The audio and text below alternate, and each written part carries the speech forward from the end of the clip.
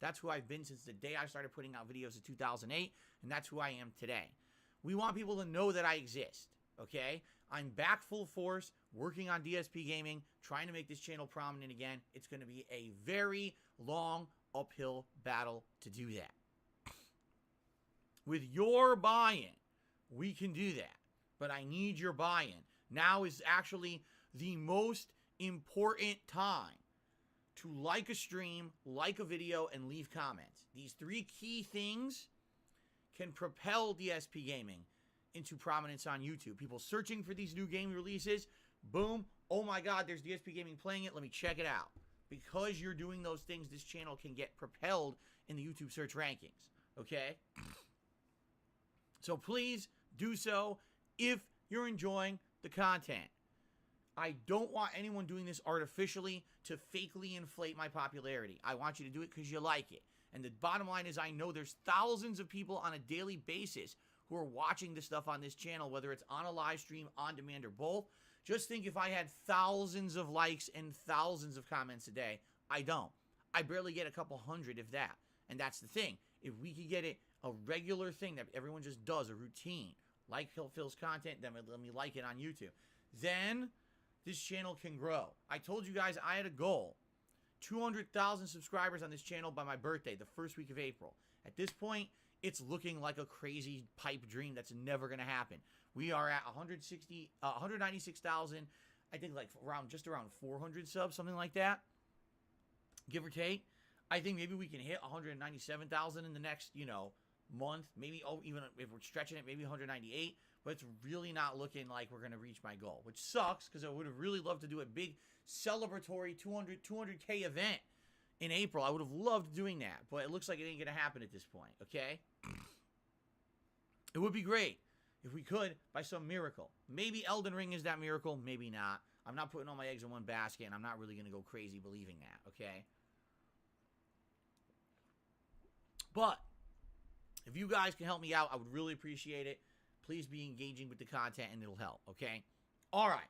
Without further ado, it's time for the segment known as Phil's Day Off. So yesterday was my day off from streaming, and man, it was a tough day for me. You want to know why?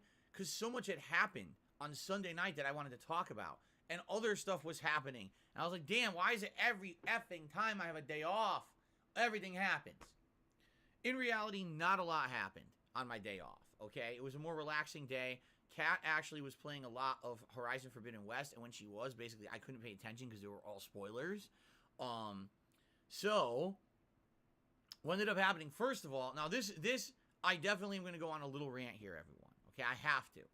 Okay, you ready? So, ladies and gentlemen, as you know, I am a full-time YouTuber now.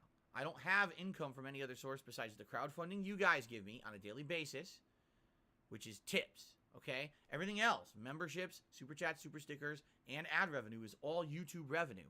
And I get paid by YouTube once a month. That's it. One paycheck a month I get, and then I get tips from you guys. That's all my income. No other sources of income, okay? So, yesterday, the 21st, was payday for me. I get paid around the 21st of every month, and usually it's on the 21st. And I got bills to pay. It's my day off. I got things I got to do, like grocery shopping and the like. And I'm like, okay, everything's good. Everything's lining up fine, okay? So I wake up in the morning, and I check, and it says, Google has sent you your payment. Oh, good. I got my payment. We're good to go for today. And so I go and I check my bank account, and the money's not there. What the? The money's not there. And I check it again. And I'm checking it over the course of the morning as I'm getting ready for my day. The money's not there. So what is going on? Okay. Now here's the deal. Here's the good news. I was smart this week, and you guys were very, very generous over the course of this last weekend with support. The tips were actually quite good. We had a tips war on a Pokemon stream and the like. So, wisely, I saved money for my day off on Monday, okay? I didn't go blow it on paying all my bills and everything, because sometimes when I make enough money, I'm like, oh, let me just get this bill out of the way. Let me get this bill out of the way. I waited, okay? I'm glad I waited, because if I hadn't, I would have been in a lot of trouble, okay? So, I went ahead and saved some money, and I had, luckily, enough money saved up from the weekend to actually have my day off and afford everything I needed to do on Monday, all right? So thank God it was not a crazy crisis. It was a close one because I wasn't expecting this to happen. So all day I'm checking, I still don't have my money. What is going on, right? It says Google sent it. I confirmed, yes, Google sent the payment, everything's fine. So then after, having a nice breakfast with my wife, we made our list, our grocery list, and all the errands that I needed to run during the day, and I headed out to do them while she wanted to play Horizon Forbidden West, and I 100% support that. She loves the franchise. It's one of her favorites. The fact that this game is out, she's loving it, by the way. She absolutely loves Horizon Forbidden West. She's playing it on PS4 Pro, and I can tell you guys firsthand from watching her play it, it looks almost exactly the same as PS5, except it's 30 frames per second. That's the only difference. The actual graphics of the game look just as good as PS5, except it's 30 frames per second. That's the only difference. So really, she's not getting any worse of an experience as I am playing it on PS4 Pro as opposed to PS5, which is a great thing because she still can't get a PS5. She really wants one, can't get one yet, okay?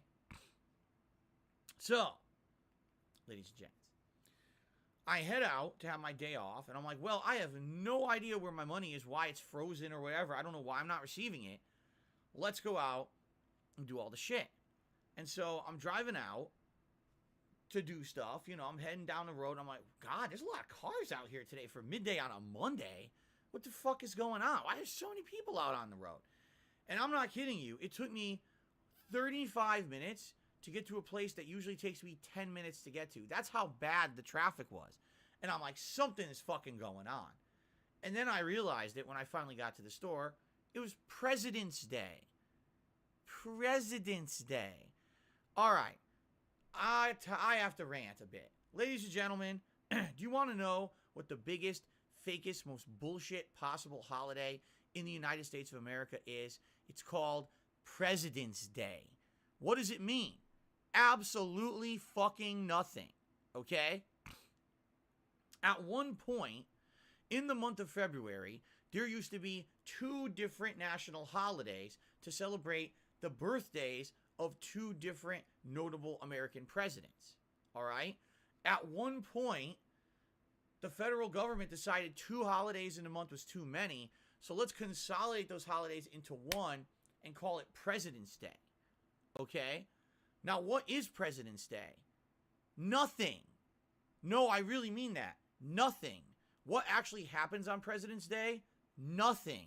There's no actual holiday celebrations. No one's getting together to celebrate President's Day. It's literally a fake holiday. Nothing happens on it, okay? It's a waste of time. No one benefits from President's Day whatsoever, okay? But because it's considered a national holiday here in the United States, it's considered also a bank holiday, a government holiday, and a day when retail stores go crazy with sales. Okay? So, why wasn't I getting my payment from YouTube for the month? Because the banks were closed. The banks were closed. Now I really need to go on a rant. Ladies and gentlemen, in 2022, we live in a digital world. At any moment, I could send you a payment. You could send me a payment. I can buy something over the internet. I could have it delivered within hours to my home. Okay? Even on a national holiday like President's Day, business doesn't just shut down and close. Every business was open. Everyone was doing work, except for the banks and the government. What? Why? How does this make any fucking sense at all? No, I mean it. How the fuck does it make sense that only banks and government agencies are closed, but the rest it's of the kind world of fun. is Oh open shit! for Look at business as this. if it's a normal fucking day? Because the problem with this is, There we go. Oh, today's my payday, and Guys, I get paid to pay guys, everyone else who wants money from me. Like I have bills due right fucking now that I need money to pay.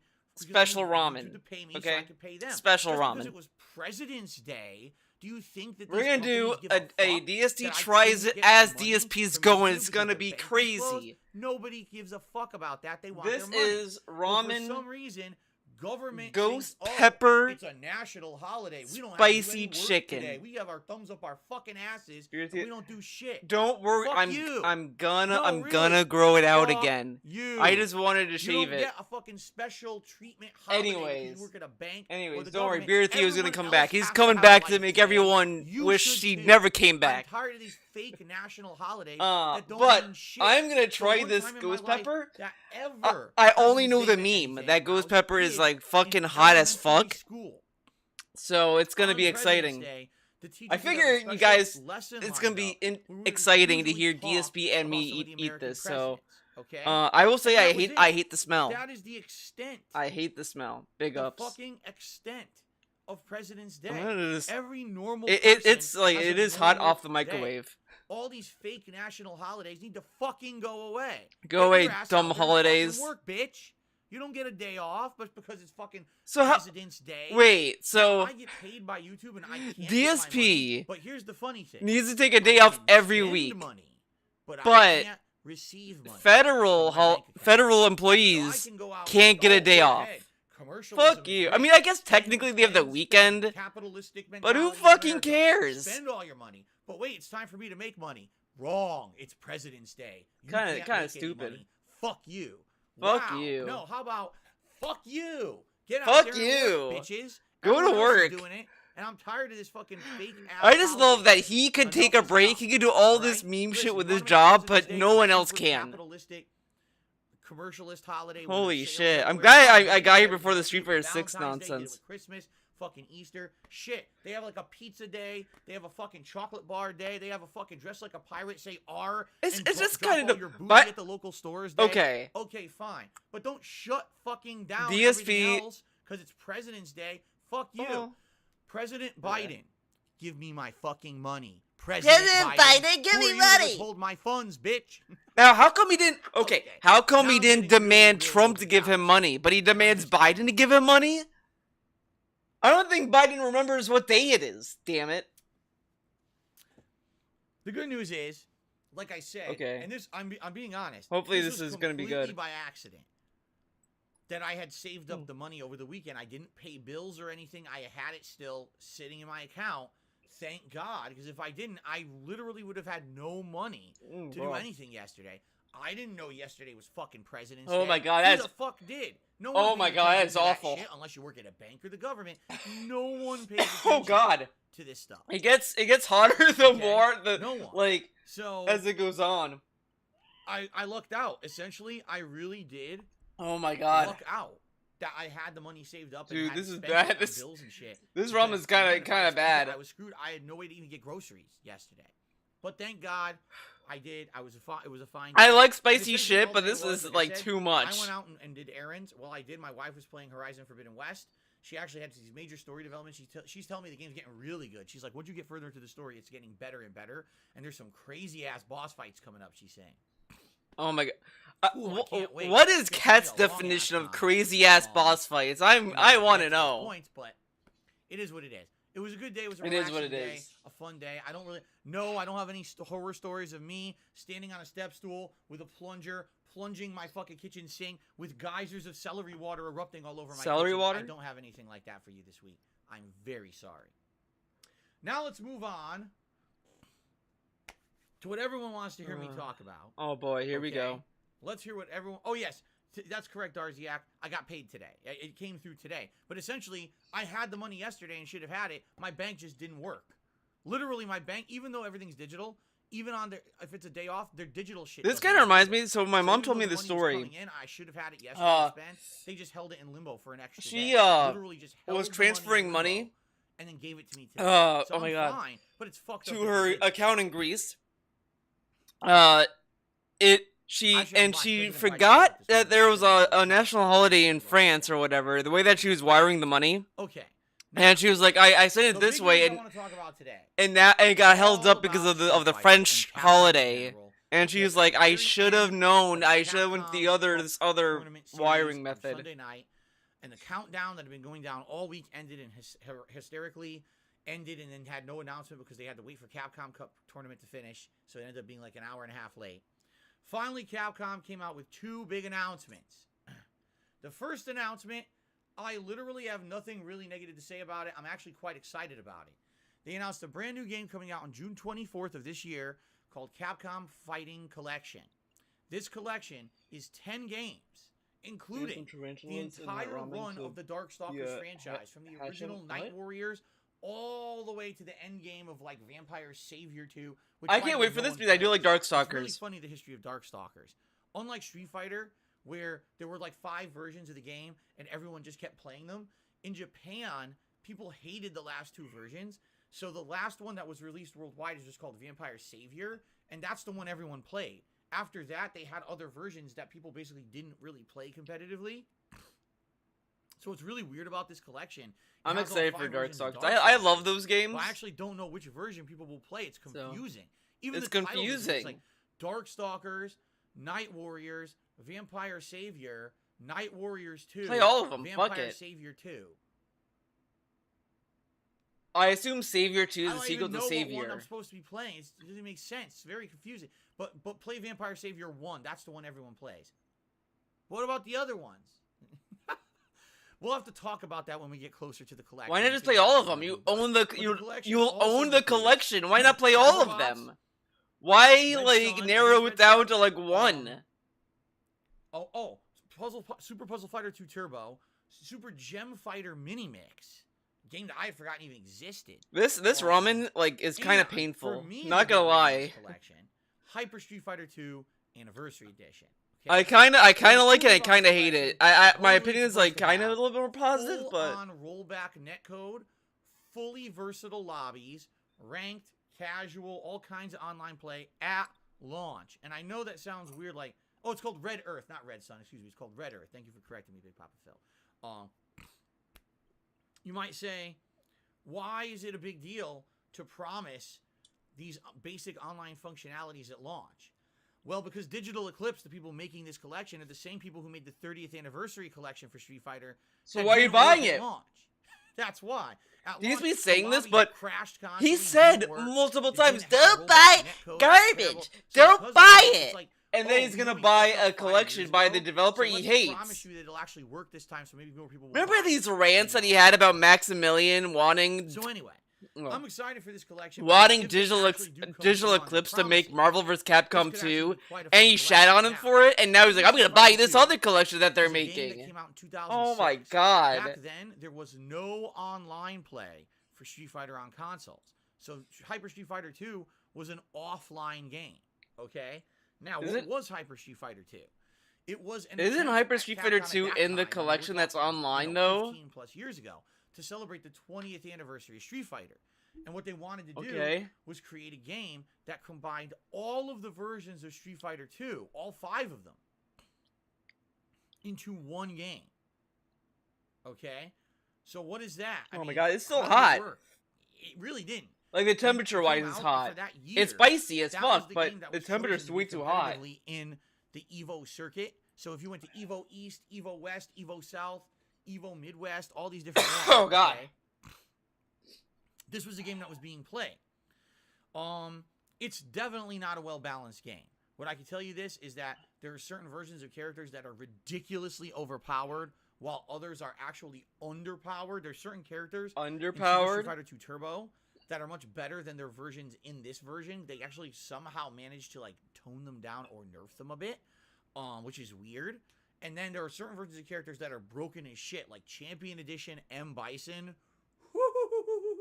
He is a godlike character in this game. He has a lockdown pattern where unless you do a perfectly timed reversal, you can't get out of it. You are stuck in this pattern and you die. You can't escape. You die. You die, dude. Broken as shit, okay? This is a very flattering. You know what? Let's go back to the other layout. The game is good, and this is not very flattering. You guys, I was a champion. Oh god, I was going around that year to every tournament. There we go. And I was winning every tournament that I went to, whether it was a local, whether it was an actual EVO qualifier. This is the one I won EVO East, and you can watch me beating Justin Wong and Seth Killian in this game. Those videos are on YouTube somewhere. They're very ancient because it was done very crappily. They didn't even do direct capture at the time. But they're doing crappy. They didn't do direct capture, but okay. Fighting game player. So basically, like, this is the game that I was super good at. And I was doing really well, and this is when I started getting major respect in the Street Fighter community as actually being a top player, as opposed to previously it was like, oh, Phil's a fluke or Phil's no good. Now it's like, oh shit, this guy actually is good. He's kind of winning everywhere now. All right, so this is exciting for me. This is like my game, really. Like this is my game, and I'm excited. This is his game. I thought Super Turbo was his game. Because the thing is, the game kind of... This dude was like jerking off the Super Turbo, but this one game is his game. Come on. Classics Collection 2 on the PlayStation 2 was released. That collection had a version of Arcade Super Turbo that everyone was promised was good. We played that for that year, and then we came to find out it was actually the worst version because it had insanely bad input delay that no one was aware of at the time. Okay? So basically, Hyper Street Fighter 2 was played for 1 year and dropped for a version that supposedly was supposed to be better. And then everyone realized that version sucked and that got dropped. Then the next one that came out, Super Street Fighter 2 HD Remix came out, and then that was the next one everyone played. So you see, it was like every year there was a new version of Street Fighter 2 that people played, and Hyper Street Fighter 2 just got left in the dust. Maybe Street Fighter 2 sucks. I feel like if it had been played at length, that quite frankly, maybe it would have been a better game. People only played it for like half a year. Oh my god, this is like unbearable. This ramen is awful. I think the game might have actually had some traction and gotten better. Oh my god. If people had played it I need to get a tissue. My nose is erupting. Of each character. I did not mean to bang on my mic. That's a lot of variations of one character, and all the characters are in it. So it's like, damn, that's a lot of characters available, right? So it's kind of sad that it really didn't get its time in the sun outside of just maybe like 6 months of play. But now it's in this collection. So this collection is outstanding. It sounds great to me. I'm excited for it. I hope you guys are too. Come June, I can at least breathe better. For the weekly, I can at least breathe better knowing that I'm flushing my nose with this. More than likely what we're going to do for now, all right, we're going to focus in on King of Fighters for a bit. When people demand that I bring back old school Street Fighter, we will, and it'll have a last hurrah, maybe like a last month that we actually play the 30th anniversary collection before this new collection. I don't know if anyone sent me any tips, dude. Will likely take over and be the one that we play at length, okay? Because, hey, I like Street Fighter 3 Third Strike. I like Street Fighter Alpha 3, okay? But let me see if I can get on my phone. To be able to play Darkstalkers plus Hyper Street Fighter 2, those are two really good franchises. Darkstalkers? To actually play more Darkstalkers. I like Vampire Savior, although admittedly, Jeddah is insanely fucking overpowered in that game. But I'd be excited to come back and play Darkstalkers at a competitive level. I haven't in many, many years. I'd like to play it again. And Hyper Street Fighter 2, like I said, that's my game, dude. That was my game. That was where I became prominent as a tournament champion. That game? No, not Super Turbo? The game that started it all? First half of our announcements. But then, what everyone was waiting for, ladies and gentlemen, it's the big reveal. You're gonna do a meme? Finally announced it, He's ladies doing and a meme. Gentlemen. It's coming. Street Fighter 6. That is correct. Oh my god. Oh, this dude. I must have clicked the wrong picture. Hold on a second here. This is Street Fighter 6 logo. Street Fighter 6 logo. Oh my god, dude. This fucking bit. What the fuck is that? That's the logo for Street Fighter 6? Now, that's the logo? This wasn't actually a gameplay reveal. It wasn't even a reveal at all. It was basically Capcom just acknowledging, hey, we haven't been sitting on our asses for the past several years. We're actually working on Street Fighter 6. All it was this logo and a brief FMV. What would you even call it? It just showed bearded Ryu wearing sandals, which everyone has issue with because apparently Ryu is always supposed to be barefoot. DSP would complain about him wearing sandals. He would complain. He'd be the one. Street Fighter 5, who apparently is supposed to be one of the major characters of Street Fighter 6. What the fuck is his name? Lars? Lucas? God. Lefty? Lester the Unlikely? I don't know what the fuck his name is. I don't care. He's a fucking loser. He looks like a dweeb. He's a dumbass fucking chest tattoos. He looks like a UFC reject. And he looks like a Ken doll at the same time. Ken doll? Character designs I've ever seen in my fucking life. So it shows Ryu fighting this guy. Guys, DSP has begged for Street Fighter 6, and he hates it. More info coming this summer. Okay? And this dude, big reveal of Street oh Fighter my 6. god. Now, first of all, okay? They need to make Street Fighter 6. They need to make it. Alright, we're making it. It's stupid. Talked about publicly because that's why Ono left the company. For those who don't know, Ono was the man. But how many people know that, though? No. The Street Fighter 6 announcement back then was a Twitter post.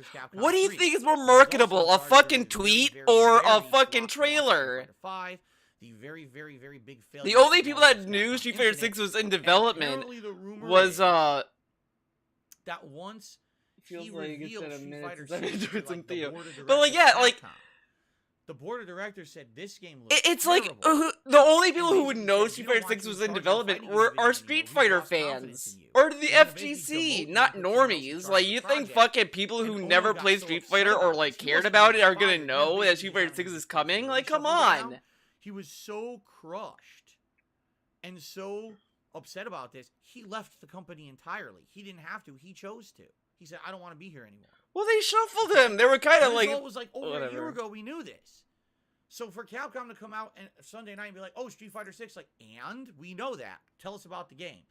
No. No, you're not going to tell us about the game. Nope. Wait till the summer. Okay, you can have it your way, Capcom. If you're not going to tell us about the game, we're going to fuck with your logo.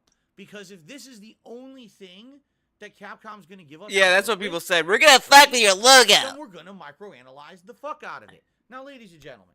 This is stupid. This is a really stupid rant. I can't...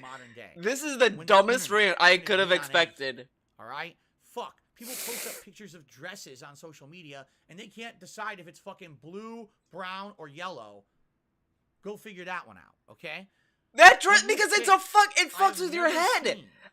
Such a standard I don't want of to... This is getting internet. Really dumb. This is getting really dumb. Gamers worldwide have looked at this logo, this one, and they agree.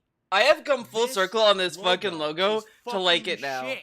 I like that this logo is pissing all these babies off now.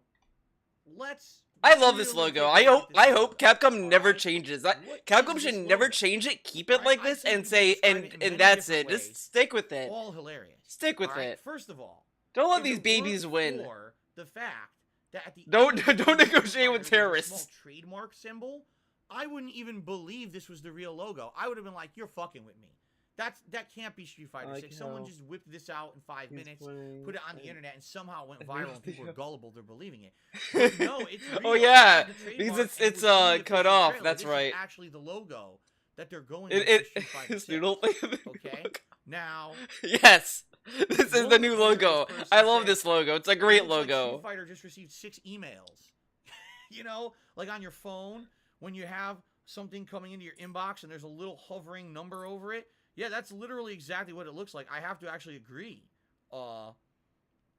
It just looks like a crappy logo that would be on your phone. Like it looks like the icon for like a mobile game, or right? It does. It doesn't look like something that's a formal logo for a big franchise. Like, okay. The thing is that a lot of people are kind of... I mean, I'll describe it as much. Some people got it. A lot of people are missing it.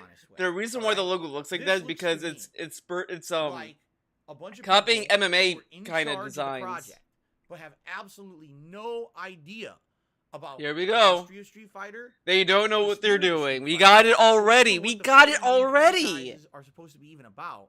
Said we need to rebrand to look hip and cool and different. But it's about you. It's actually completely MMA. MMA's fighting. Right? Now listen. Oh my god. Rebrandings can be very successful.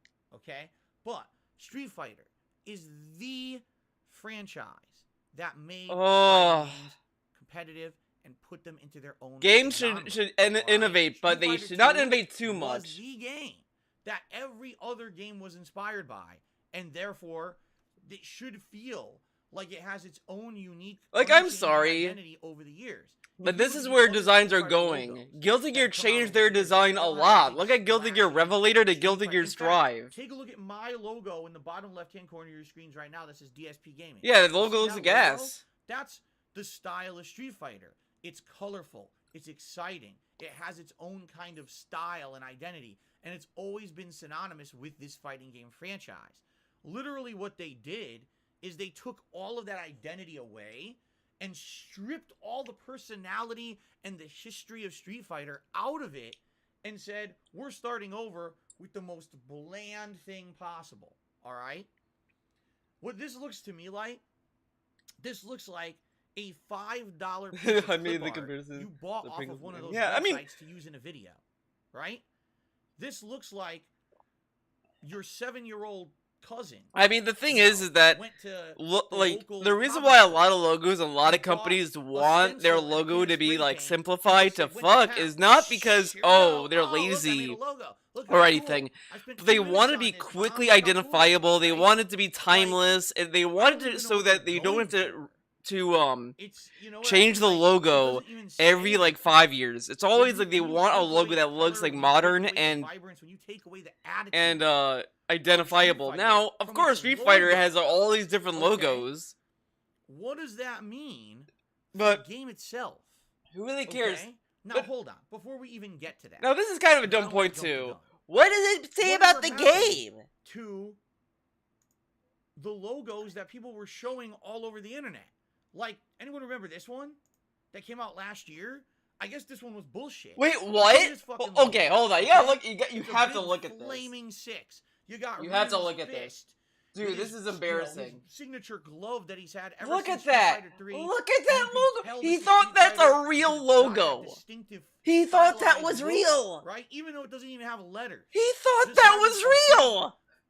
6 on fire. Like, it looks awful. That looks garbage. It's gonna have attitude. That hand is gonna go right up your fucking ass. It has attitude. Right? Oh my god, that's a bad logo. If I saw that, I would. Oh my god. Evil 6 logo, which looked like someone was giving a giraffe a blowjob, but still, it has. Hey, DSP, that's sexist. You mean a giraffe oral sex? Okay, that is sexist, guys. He said so himself. What happened? I guess this wasn't real. I guess this actually was bullshit. Guys, and this was something that they made up. You think that's guys? Hype, but it wasn't real. Crazy idea. That might be a fake logo. But people kind of thought it was a leak. That might be a fake logo. Crazy if true.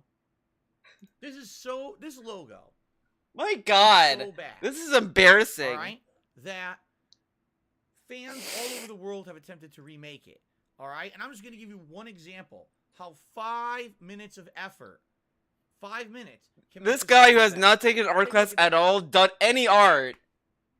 That's better. Okay, I want to rebrand Street Fighter. Okay, rebrand it, but at least give it some attitude back. At least make it. This dude is going on and on about like, this is like 5 minutes. He didn't go to. He has not done a single art in his life. Drawing the letters. But this dude took the template from the main fucking logo. Branding logo. Although it's the same logo though. It still looks different and better. Does it look like it's outdated, like a 1990s kind of logo? Of course it does. But Street Fighter was born in the 90s, so it makes sense. But then why do you want games to adapt? Okay. If a game came out that was made like in the styles of the 90s, he'd say it's outdated and archaic. Right? But now it's a good thing. Again, that's 5 minutes of effort. How would you make the logo better? I'm not much of a graphic designer, to be honest. Than this logo.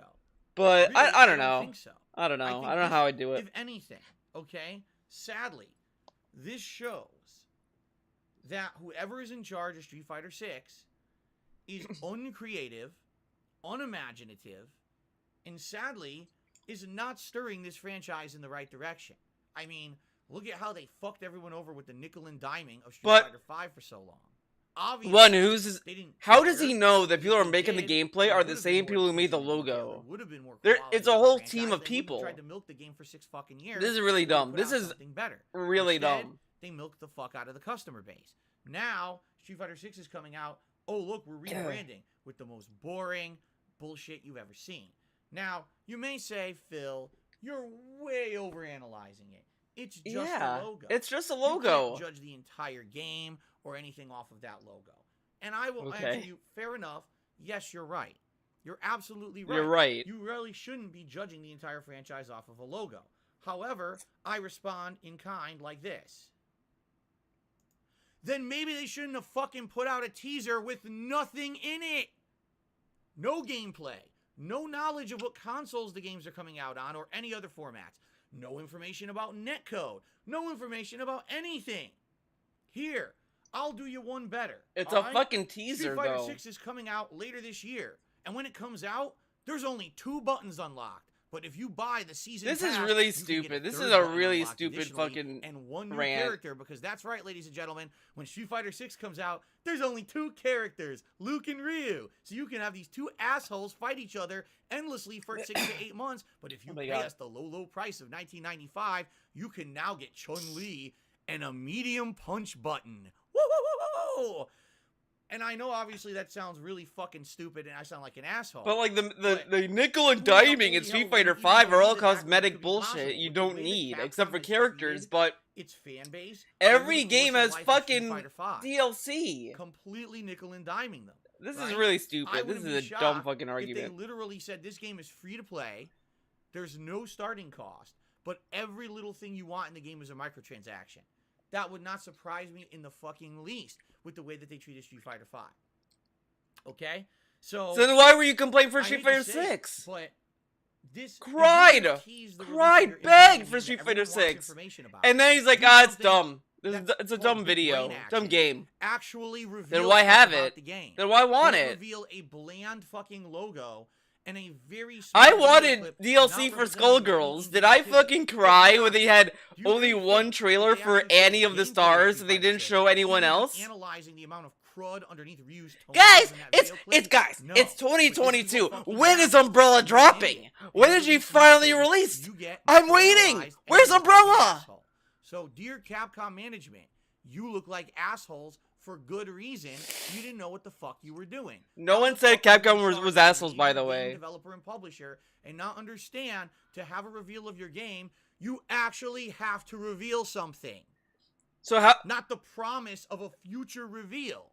Dude, this dude is hyped for Elden Ring, and the first trailer for Elden Ring was a teaser that had no information. They positively deserve the hideous amount of ridicule they're getting all over the internet right now because they're fucking morons. Next time, actually give us some information about the game or shut the fuck up about it. Shut the fuck up. This logo right here, this fucking logo is a pile of fucking Blanca shit. By the way, Capcom, in order to coincide with the announcement of the Capcom Fighting Collection and Street Fighter 6, actually sent me some really cool promotional materials. Look at this. Yeah, this is the official Street Fighter 6 action figure. See that? Isn't that cool? Yeah. Ooh, I love the Street Fighter 6 logo. Oh, I can't wait to get my Blanca balls all over it. Ooh. Now he's mocking this, but it's really mocking Street Fighter 2. So, a fan of mine sent this to me. I don't have a soundboard, guys. I'm sorry. Phil, I found the most... But why am I toxic? Ever, and you're going to want to put this in your background on your streams. And I said, oh, it can't be that bad, right? Well, first of all, take a look at this. World Championship Super Fighter. What? Look at this. World Championship Super Fighter. Actually, wait a minute. Hold on a second. Wait a minute. That logo is actually better than the Street Fighter 6 logo. No, it's not. What the fuck? It actually looks more interesting than it's... Oh, my God. Anyway, so this is a Is it Taiwanese? It's from Taiwan. A Taiwanese knockoff. Wow. World Championship Super Fighter. Okay? What's funny is they actually... You got a knockoff? Artwork from Street Fighter on the box. It's really Street Fighter artwork. Those are definitely Street Fighter characters. Yeah, that looks way better than Street Fighter 6's logo, right? Fighter. Okay. And here's your action figure. Wow, just pulled it out. It's Blanca, everybody. Blanca, who's apparently trying to do splits like Jean-Claude Van Damme and failing miserably, and now he can't get his legs back into normal position. I mean, it really looks like he's squatting to take a big pile of shit, doesn't it? Like, wow. Imagine if you bought that for your kid for Christmas. Right there. God. What's funny about this figure, the top half is made of like a rubberized plastic, but the entire bottom I'm not drinking the fucking soup of this, to be honest. It's materials. It's too spicy. And by the way, the funniest no part artificial coloring, by the way. It doesn't stand up. I got this at my Even local no Japanese matter how you store. position the feet, Ghost pepper they spicy can't chicken flavor. possibly ever stand flat because I'm not crazy about it. they're not I even, like you spicy see? food. Like, Spice is they don't fun actually and make the great. feet. You have to Not lean it. You have to lean crazy it against for this. something It's too to even spicy get for it me. to like stand up. The soup is the best part of So- ramen. I Storm, I would normally agree anyway. with you, but I'm just not. This is special bad Street Fighter 6 for announcement me, surprise in my right there, opinion. everyone. That is pretty much the quality level that Capcom seems to be capable of putting out today.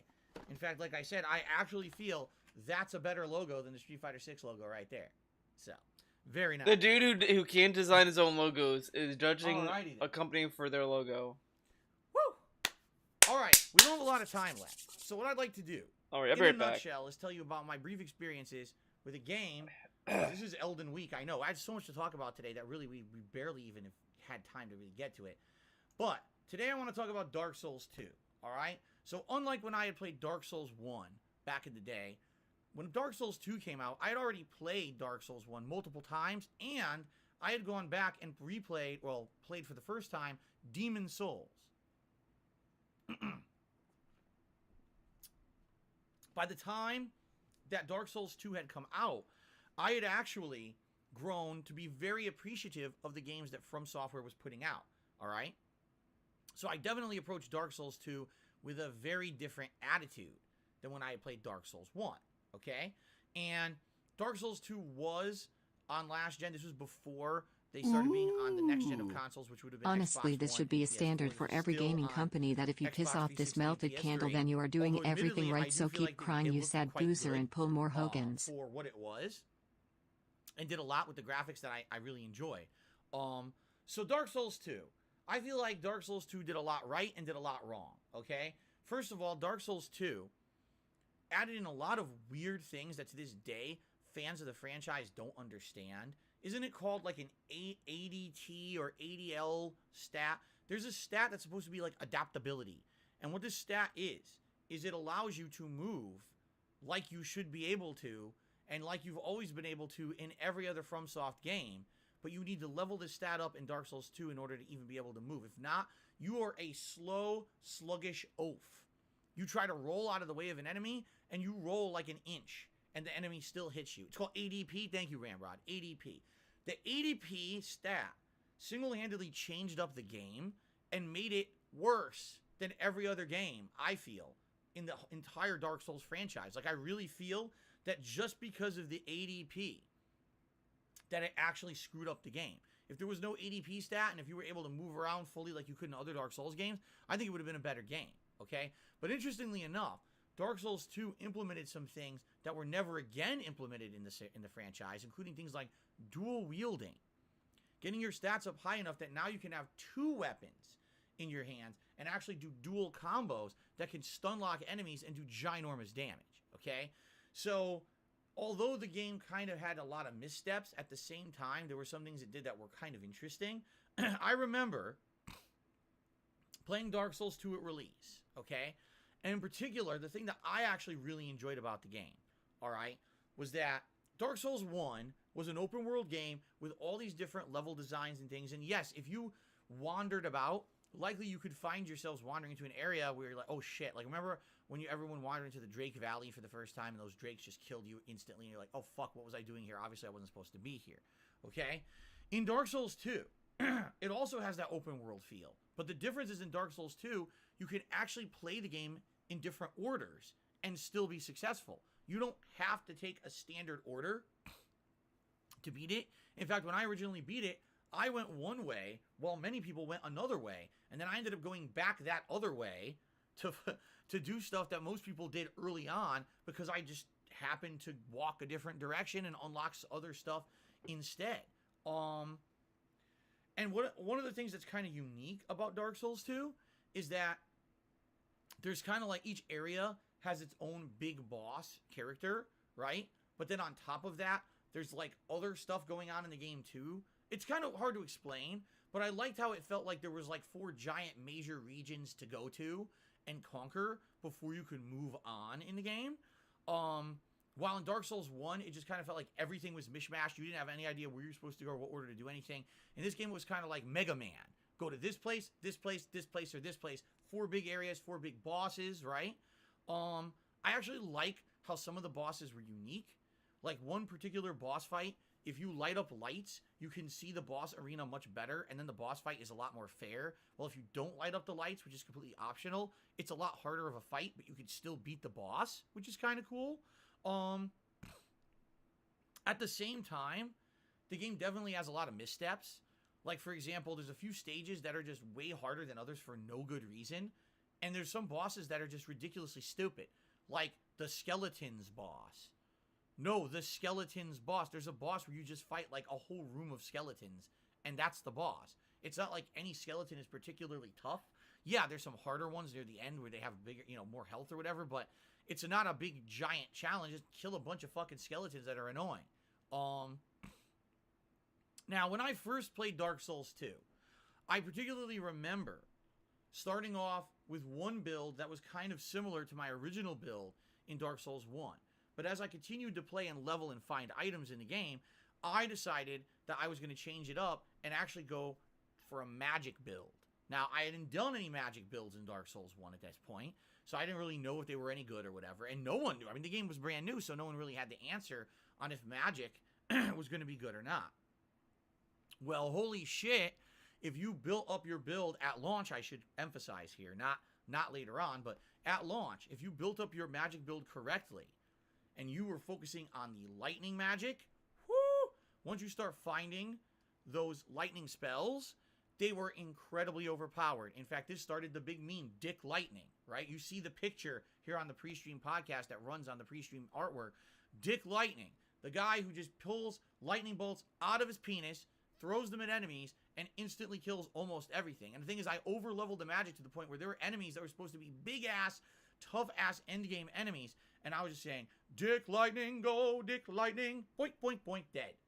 Just like that. They never even got near me, okay? It was ridiculously overpowered back in the day. It really was. And it was pretty cool to say, man, I kind of stumbled, much like that run in Dark Souls 1 where I found the Black Knight Halberd by complete accident.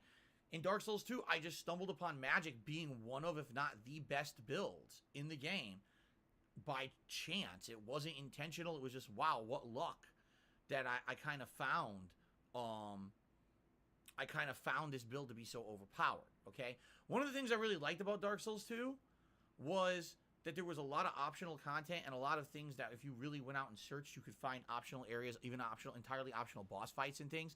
I like that about the game, but I definitely feel like the game needed more polish. It felt kind of wonky in parts. Oh my god, did you ever see my boss fight against the Fume Knight?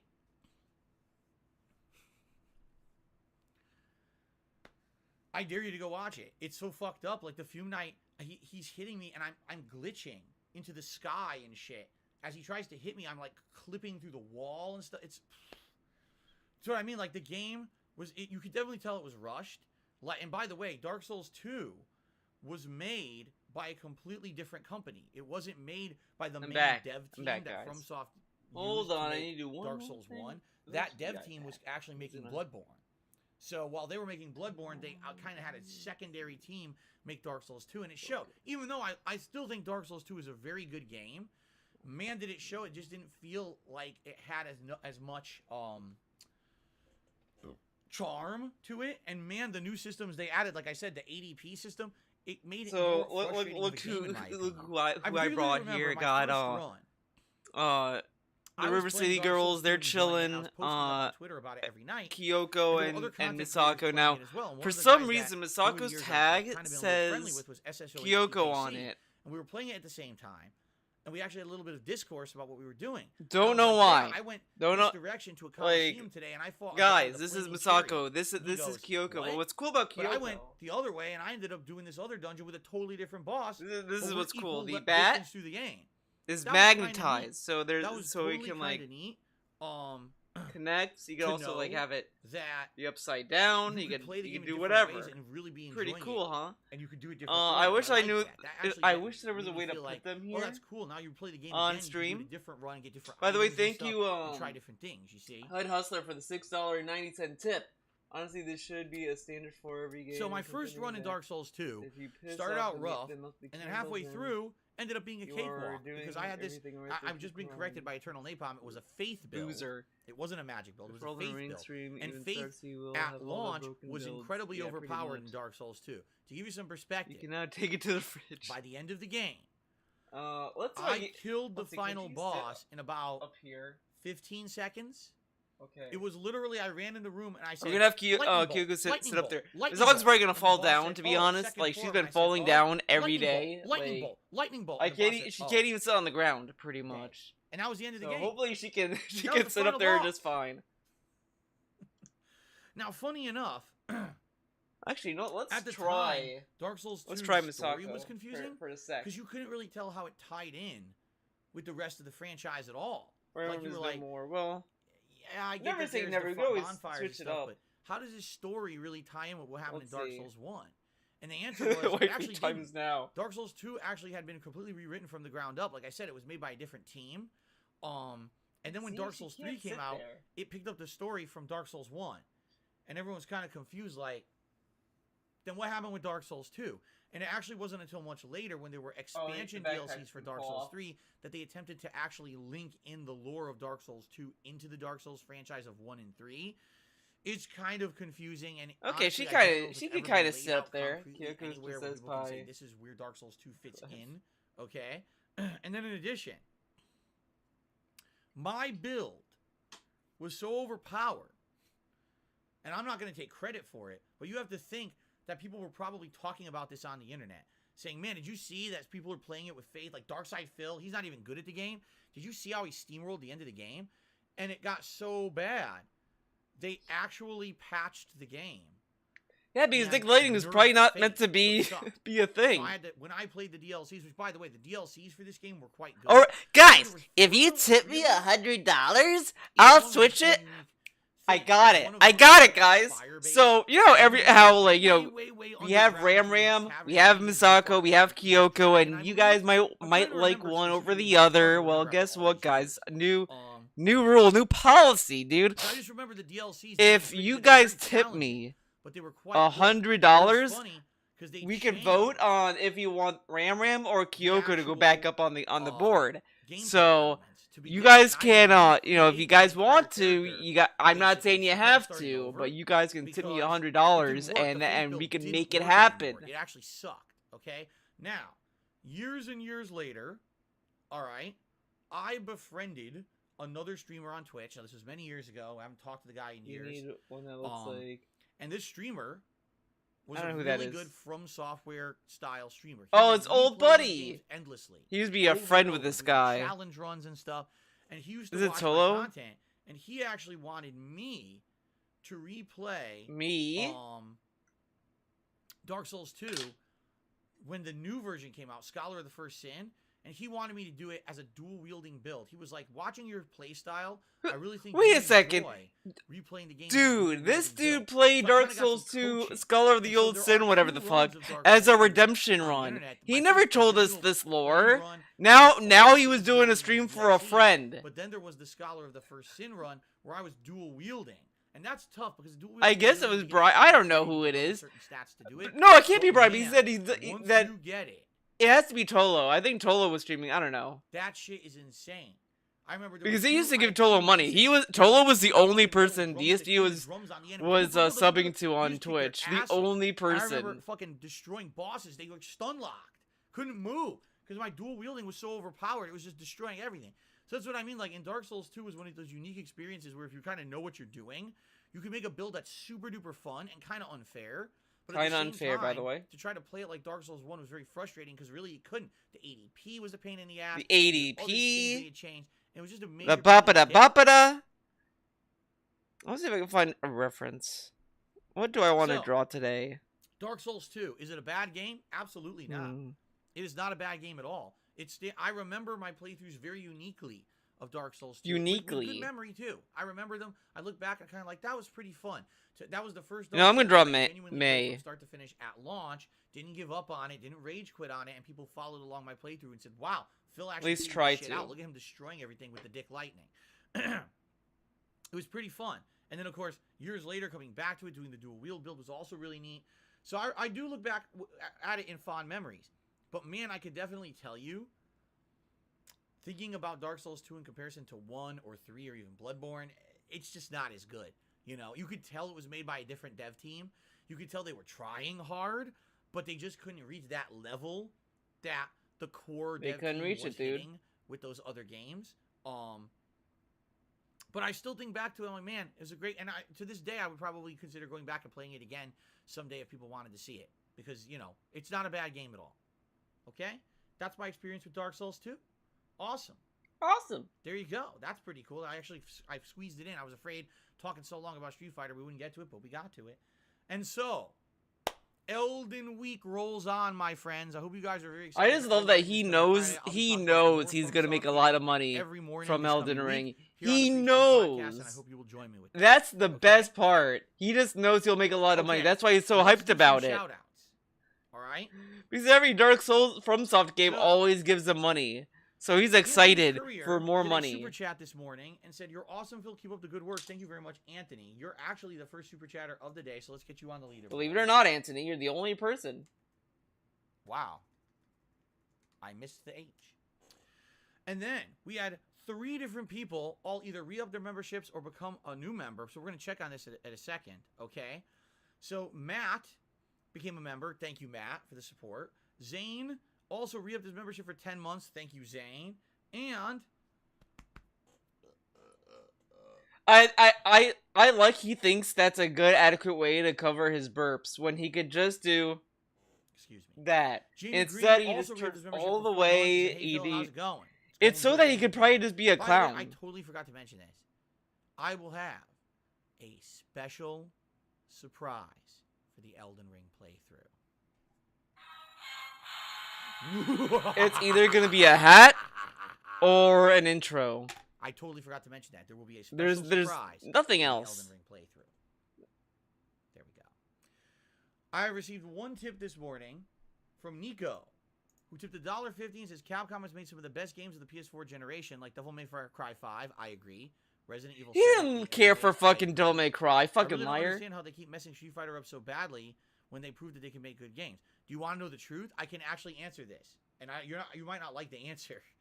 Because some people don't want to hear the truth. They just want to stick their fingers in their ears. The golden days of Capcom as a fighting game maker are gone. The people who made all the good fighting games don't work for them anymore.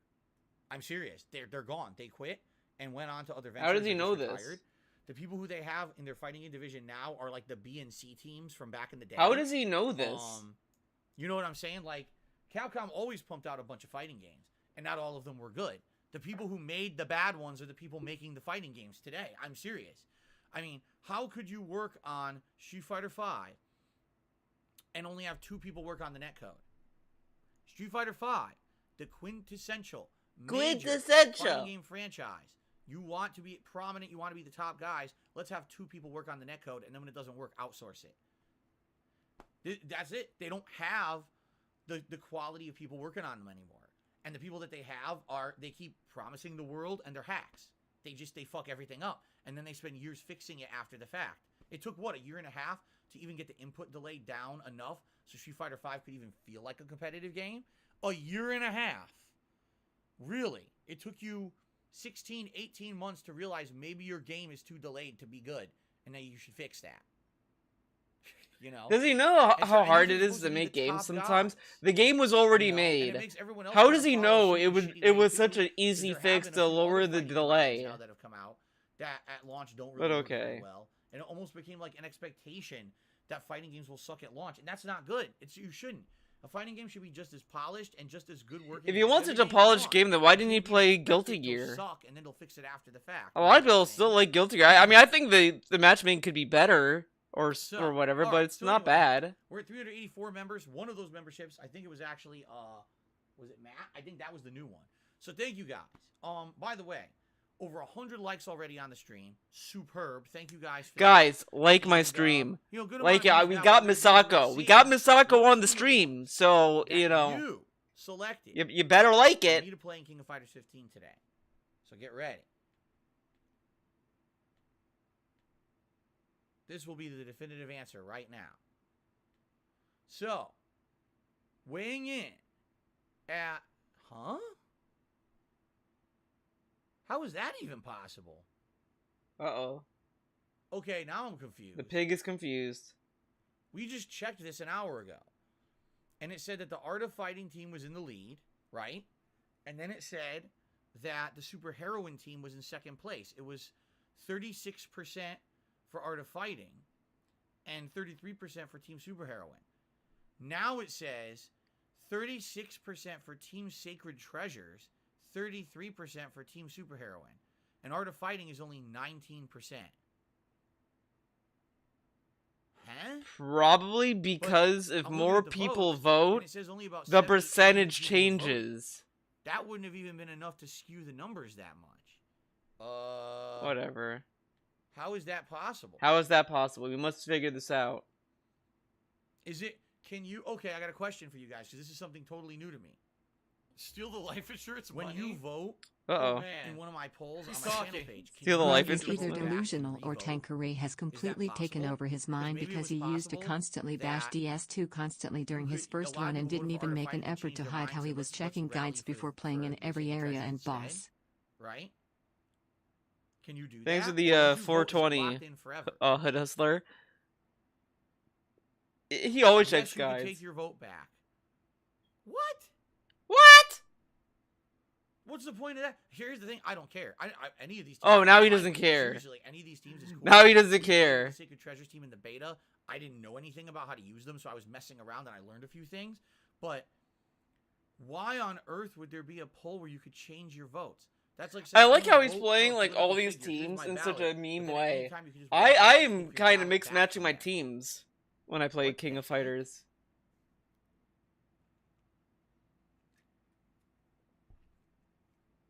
This is weird. This is weird, dude. I agree. Ladies and gentlemen, Team Sacred Treasures it is, which is the team of Kyo Kusanagi, the original protagonist of King of Fighters, Iori Yagami, who's actually his foil, his almost antagonist in the King of Fighters 95, and Chizuru Kagura, who was the mini-boss and the holder of the King of Fighters tournament in 1996, who then later on became a hero character in future games, but hasn't been seen in these franchises in a very long time. All right, cool. I know for a fact that Kyo is pretty good. From what we did in the beta, I found out some pretty high combo ability. Like, I know you could do, like, standing fierce into his low sweep kick, into his juggle kicks, and then after the juggle kicks, you could do a follow-up super or follow-up juggle there. So he does have high combo ability, and I was doing pretty good with him, I remember, in the beta. But I don't know about the other two. Like, I don't know if Miori or Chizuru will be any good. But we're going to mess around. Like I said, we're going to go into their challenge mode here and mess around, try to learn some basics, and go from there. All right, so it's King of Fighters time, guys. Team Wow, really? Already we're doing one final reminder. This is a super duper important week to support the streams. Giving likes on the streams, giving likes on the on-demand videos, leaving comments on the on-demand videos. Very important. This is the week where that help is going to help tremendously, all right? So please, if you're watching the content this week, please do that. And of course, as always, please consider supporting the streams in any way you can, whether it's membership. We hit 385. We've tied the most members we've ever had. Super chat, super sticker, or tips. No, I like how it says, like the streams if you like them, don't like it for the sake of it, whatever. But every time he talks about liking, it's always for the sake of it. Cool.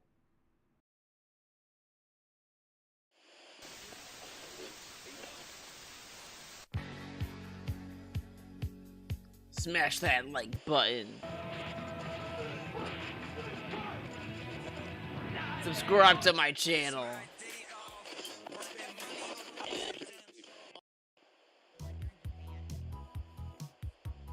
See you in Langville. Bye-bye. Peace out, everyone. Till next time. See you later. I like how the pre-stream outro is like, it sounds like just an outro in general. So, like, he should be playing that at the end of the stream, not at the end of the pre-stream. set up here. If you ask me. No, that's the wrong thing. I almost Okay, we're not watching his King of Fighters gameplay, guys. I'm sorry. If you guys are here for King of Fighters, I apologize. We could go back to him. We could go back to King of Fighters. Potentially. Possibility. But we're gonna do some videos that I didn't see before. Is anyone upset about that? I hope not. You guys better be happy. If you guys don't like it, I don't know what else to tell you. Let's see. Where are we gonna start? DSP has Pokemon intro that is pure tism. I'm Weege quitting Dying Light. Wait, you know what? This is a little personal. We're gonna do Horizon Zero Dawn, guys. I just want to see the intro. I just want to watch his recap of Horizon Zero Dawn. I just want to hear his little. All right, everyone. His little finally thoughts. Time. It is finally time. Horizon Forbidden West release day. Get hype, everybody. Get hype. Hopefully, it's a great game. PS5 version I'm playing, which is exciting because I'm going to get haptic feedback. I'm basically going to get the best graphical version of the game. I'm going to listen in English. Contrast, I'm going to up slightly to 55%. There we go. Hello, John. How are you?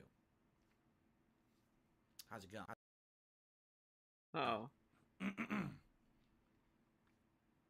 What an interesting story for Guerrilla Games making the Killzone series and then making this. A lifetime spent in the pursuit of knowledge. One question consumed me. How could I betray everyone to become super powerful? Oh, story spoilers. World come to be. The old ones perished 1,000 years ago, triggering the extinction of all life. Plot of the first game. She showed me how it was reborn.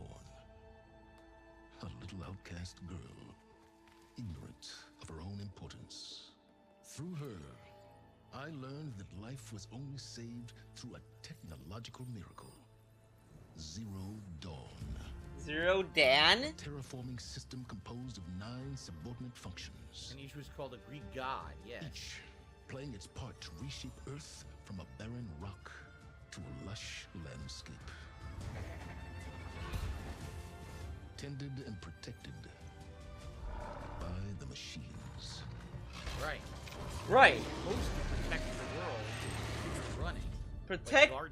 Protect the world like Guardians. That's not really necessarily what the machines are meant to be. The machines are just meant to be like a replacement for an ecosystem, not Guardians. But whatever. Born to prevent a new extinction.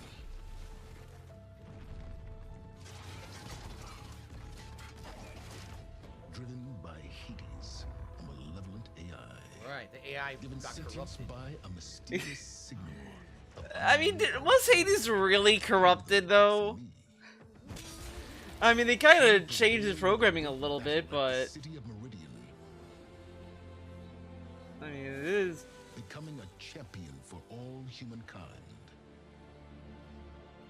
But as useful as she has been, now I must leave her behind.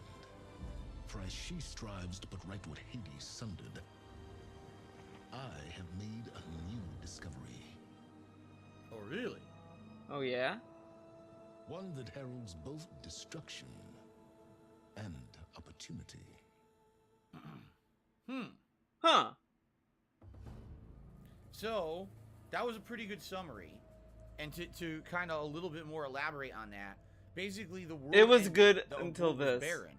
Humankind decided to do a plan called Zero Dawn to save the planet.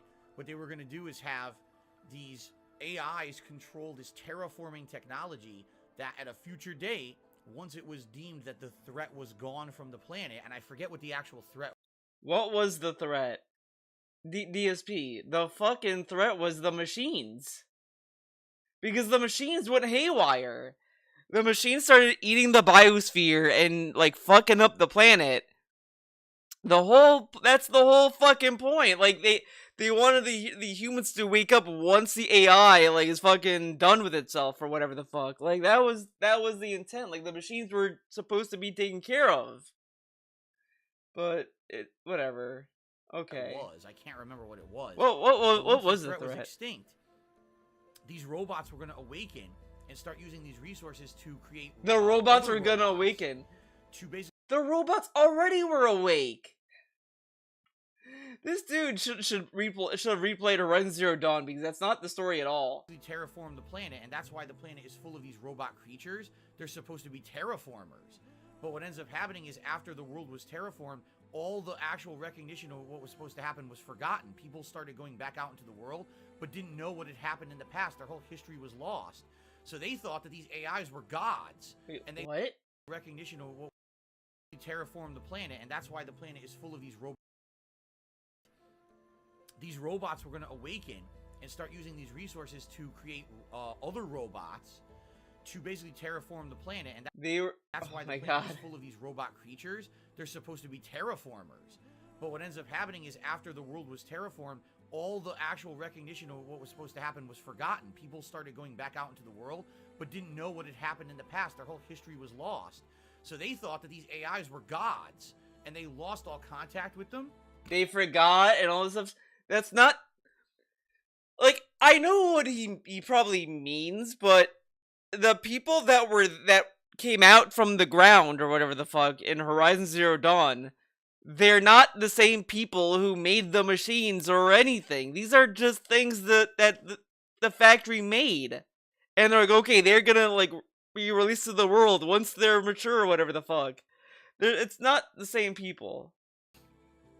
And then the robots started going rogue. Instead of terraforming, they were actually taking over the planet and attacking the people and stuff, basically going against what their prime directive was.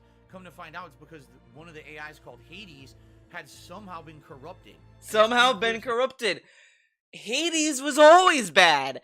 In Horizon Zero Dawn, I don't remember if it was Ted Faro or some other guy. I think it was Ted Faro. No, wait, or was it? I don't fucking remember. But some guy was like, we should make Hades wipe out human, like, culture in the past, because then these new people are gonna know our mistakes and, like, you know, be fucked up or whatever the fuck. Ted Faro's a fucked up guy.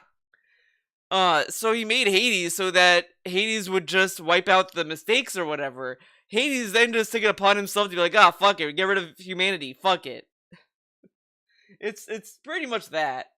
Never really explained in the first game what corrupted it. Was it an alien signal? Was it intentional? Like, alien really signal. Knows. They did explain the plot of the first game in a nutshell. Explain it though.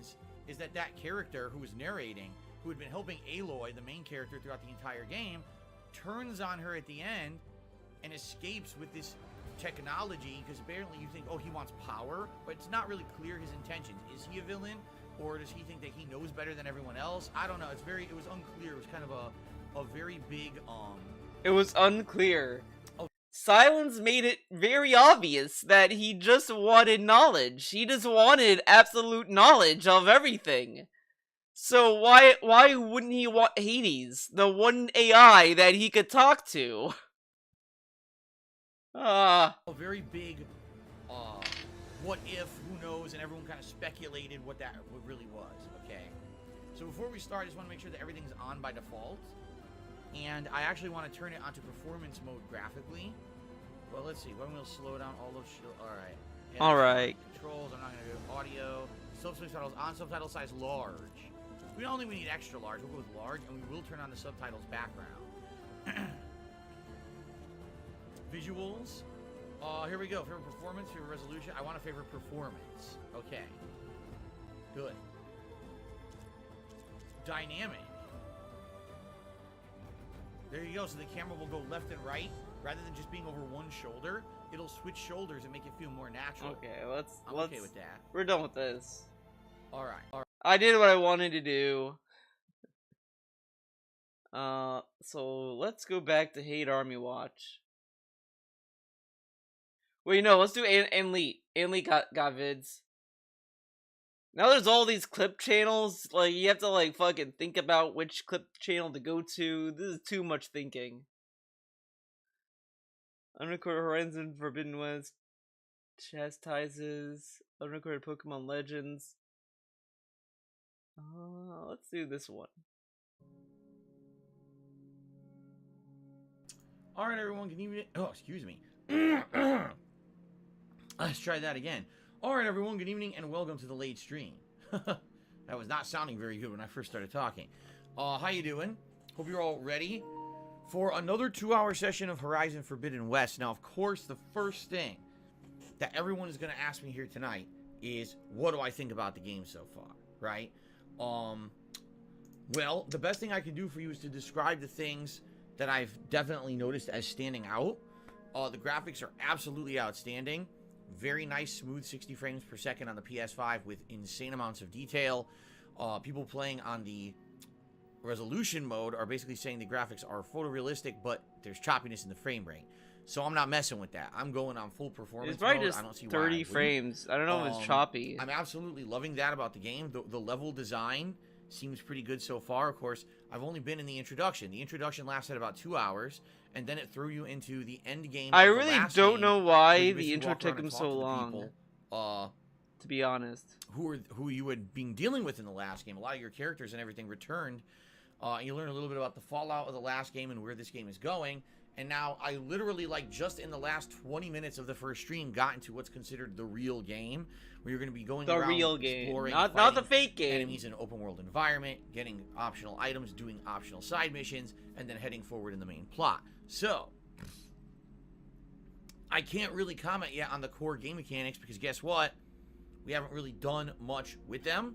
We're going to get to that tonight. That's literally what we're starting with tonight, is the real game, okay? So maybe after tonight's stream, a couple more hours, I'll be able to give you a better understanding of how I'm feeling. What I can tell you is thus.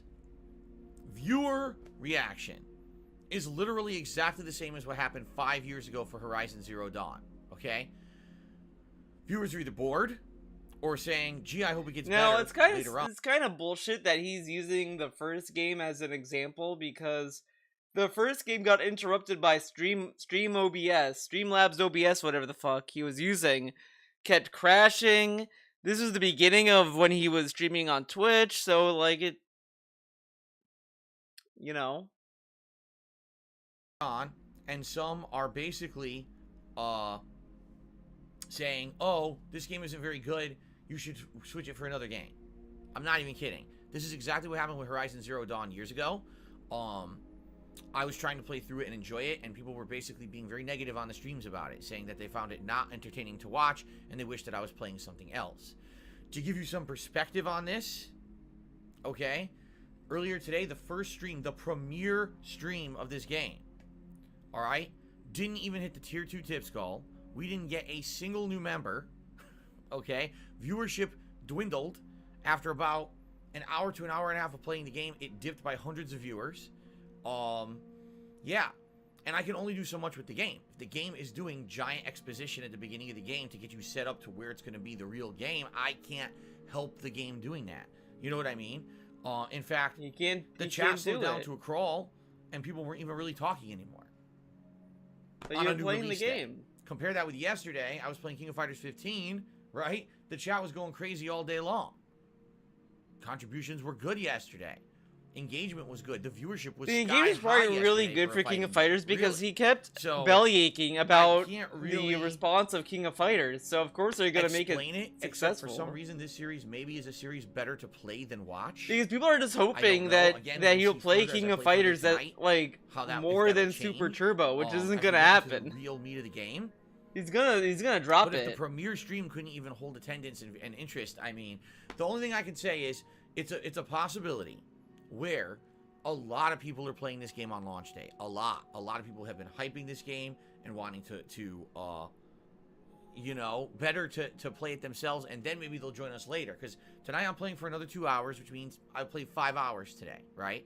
I'm not playing it tomorrow. Tomorrow I'm doing King of Fighters 15 paired with Pokemon Legends Arceus. Okay? When I come back on Sunday, most people who are playing this game likely will be past where I am in the game. Right?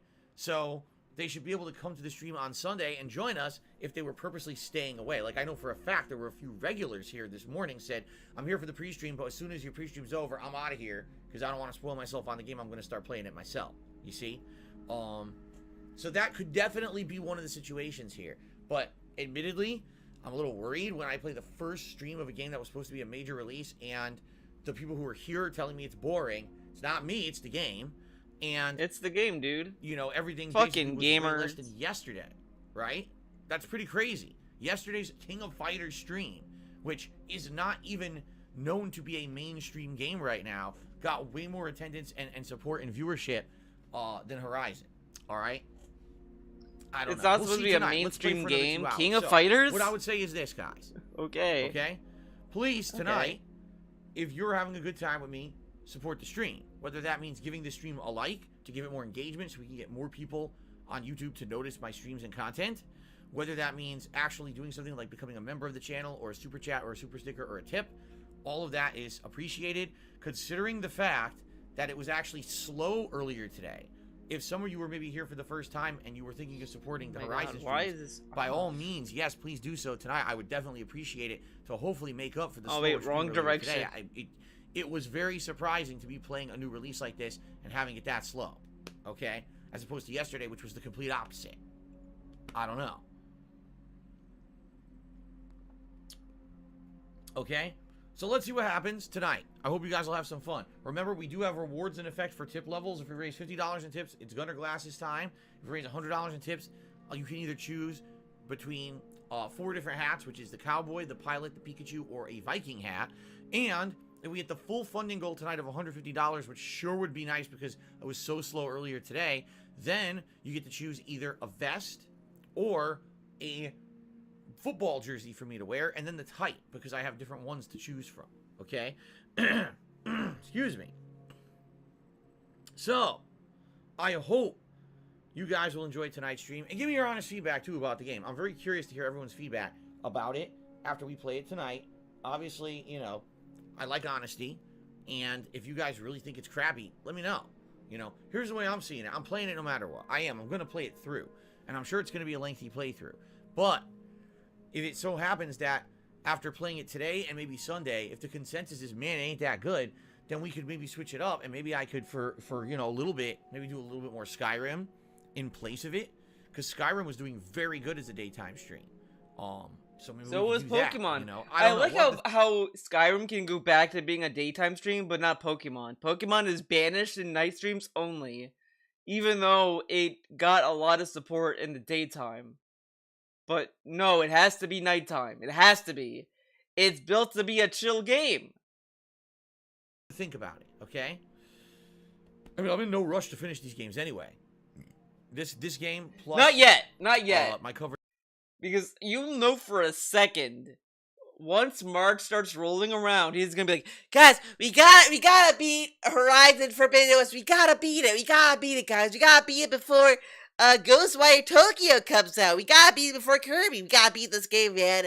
Oh my god, so many games. I have to beat them all. But right now, it's the no rush phase. So I hope people enjoy it for now. Coverage of King of Fighters 15, Skyrim, and then Elden Ring starting next week are all going to be incredibly long-running playthroughs. These are not going to be things that are going to be over relatively quickly. So it's okay. Really, it's okay. We can mix them up and mix and match or swap them around. Okay? Okay. All right.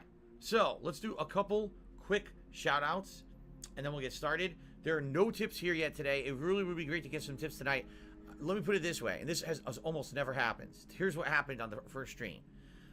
All the support that I had came in before the break. I went on break. I came back and I played 2 straight hours of Horizon and I didn't get a single tip. That never happens. Never. Never. Never. It literally never happens. I'll at least get at least a tip here or there. I got nothing. It was like contributions were over with. I was like, wow, no one was engaged at this. That's not good.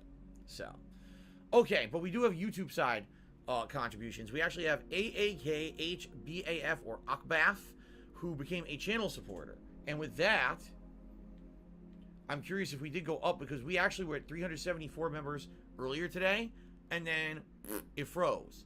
And then we didn't get any new ones for the stream, and then during the break, sadly, a couple fell off, which sucks. We're at 373 again, so thank you to Akbaf, if that is how you say your name. I don't know if you pronounce it or you just have letters. I'm not sure. But we did actually hit 373 now. We're going back up. We're on the way back up, okay? So that's a good thing. Okay. And then King has done a super chat. Thank you to King for the super chat. I appreciate that. Okay.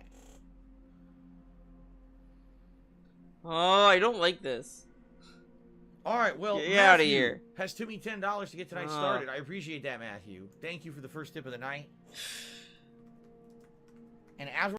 Hold on, I'm gonna turn on the light. It's getting too dark in here.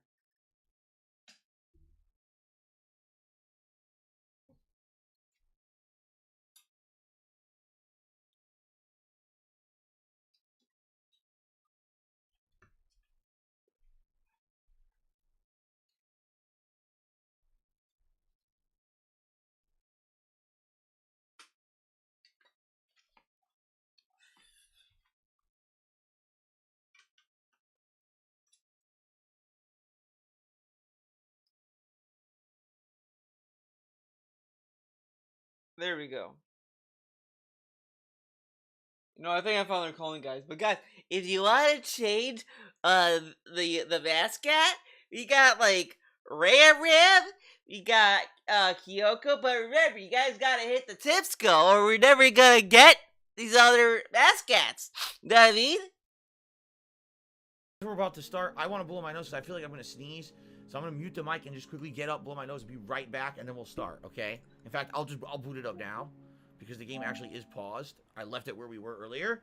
All right, give me 1 second to just to blow my nose, and then we'll resume. I'll be right back. Okay, is that it?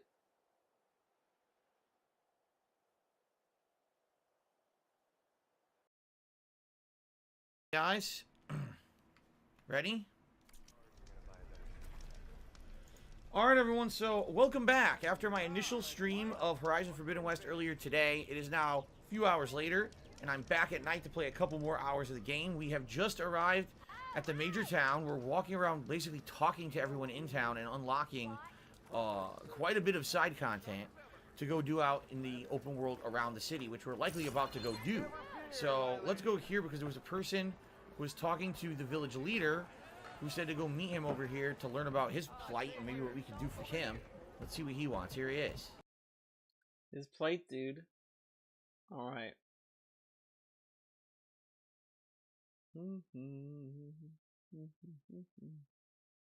Let's do Pokemon. And let's save up. So, guys, this is it. I hate to say it, no one wanted the name of Pokemon tonight for whatever reason. Maybe they're just not interested, you know. I tried. Last time around, it was the opposite. Last time around, I said, hey, name a Pokemon for $25 tip, and 3 people took advantage. Tonight, we got nobody. It is what it is, I guess. Guys, for those who were here, I do want to say thank you. It was a chill night. We did have a good time. But sadly now, we're getting back to low support again. And I'm not sure what to do about that because people are here watching. There's engagement. You know what I mean? It's not that people don't like the playthrough. They absolutely are liking the playthrough. But for some reason... I love there's no fucking rest. I don't know. To give him support. We're going to play we can't slow that support again. What is this to do? Super chat. All right. Great. So let's see what he said. He said, isn't paying to name a Pokemon an NFT? No, you don't know what the hell you're talking about. Now I'm glad I missed it, actually. All right, so... I mean, it's not an NFT in a literal sense. Tonight. We will be playing this in another few days. And continuing on in this region, you know, I'm wondering if we now ride this Basco Legion to this fiery island, if there's a dungeon or something on the island. There haven't been any dungeons in the game yet. You notice that? No places you go inside and there's Pokemon and boss fights and stuff. There hasn't been anything like that. It's been all open world outside. And I'm wondering if there'll actually be something different in this area or not. Anyway, thanks to those who chilled. I really do appreciate it. I still have a good time playing Pokemon. I'm looking forward to the next stream this weekend. All right, guys? So thank you. And I will see you later. All right, guys. All right, guys. Now you can be honest. Yes. Yes.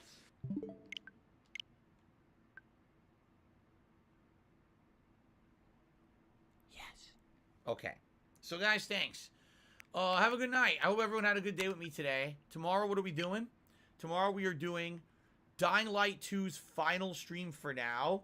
It may be the final stream forever, because what I'm going to do is we're going to play it for 3 more hours to see how far I can get. Then it's definitely going on hiatus for the new releases. and then we'll determine if you guys ever want to see it back, because it's going to take a while to get through all these games I'm playing right now, including including King of Fighters 15 that we're starting on Thursday, Horizon Forbidden West that we're starting on Friday, continuing on with Pokemon and Skyrim on nights, and then of course next week Elden Ring, and then pretty much every week there's another release. I was actually looking at this.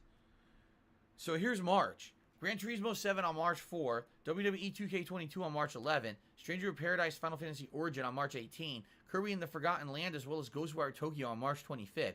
So every week, there's at least one, if not more, high-profile releases, and I think what's going to happen is I'm going to have to think strongly about which ones I want to and don't want to play, and it's really going to be heavily influenced on what else I'm doing and how many games I've completed of all the hot new releases. If I haven't beaten any of the new releases, then I'm probably not starting up a lot of new games. You know what I'm saying? So I guess we got to basically play it by ear and see how stuff goes. I love when he does this, when he's just focused on like setting up the daily wrap. You know, a couple of weeks here coming up. So he's just like I'm speeding excited. This week in to particular do is it. great with the multiple new releases, and Dying Light 2's last hurrah is basically tomorrow until we see what happens and if people ever want it back. All right? And then tomorrow night is Skyrim Anniversary Fun. We're finally starting up Riften and all. Why can't DSP just go to this OBS, go to see scene 3? I click that, bam, full screen me. Why can't he do that? And then I have like the I do kind of want to fix this at some point, but it is what it is. We haven't done Game Club yet. I need to change this too because I learned OBS, so this is an outdated template. But he could just do this and then do that.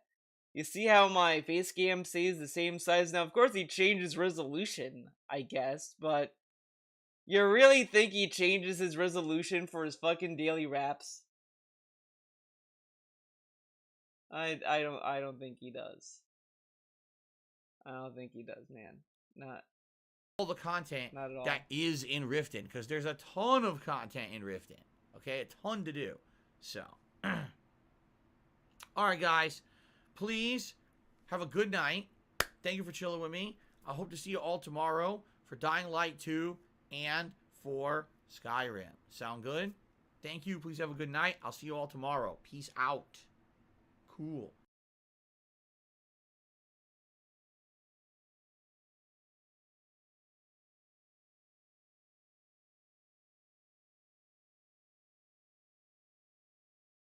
I'll be honest, eating that ghost pepper ramen, I'm still kinda low-key regretting it. You know what, let's go check in on the pig for one hot minute.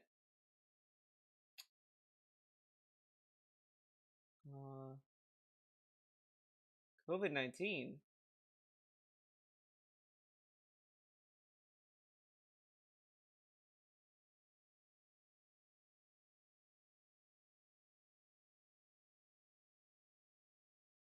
Let's see. What's he up to? Alright, cool.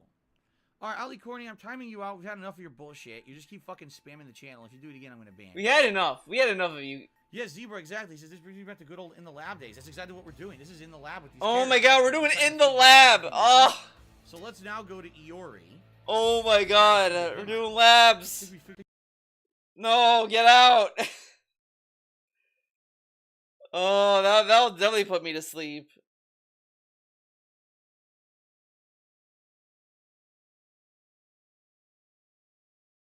Oh man, jeez.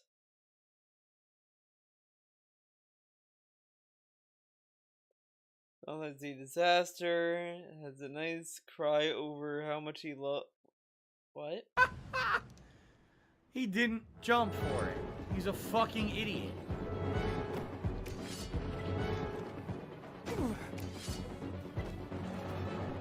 Oh my god.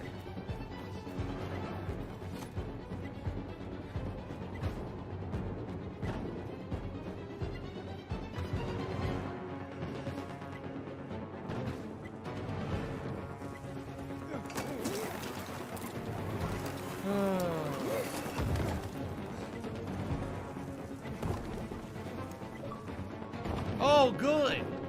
Perfect fucking timing for that. Perfect timing.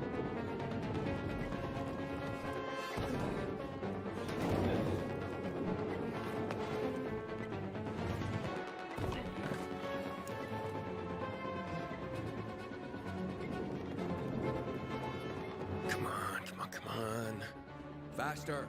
Oh my god, this sucks. This is the worst sequence.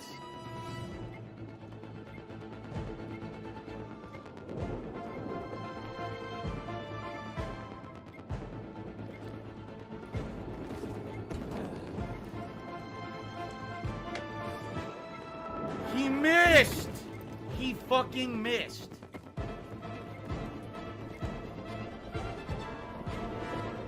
What fucking bonehead programmed this part of the fucking game? You stupid dunce. Stupid dunce. Oh my god.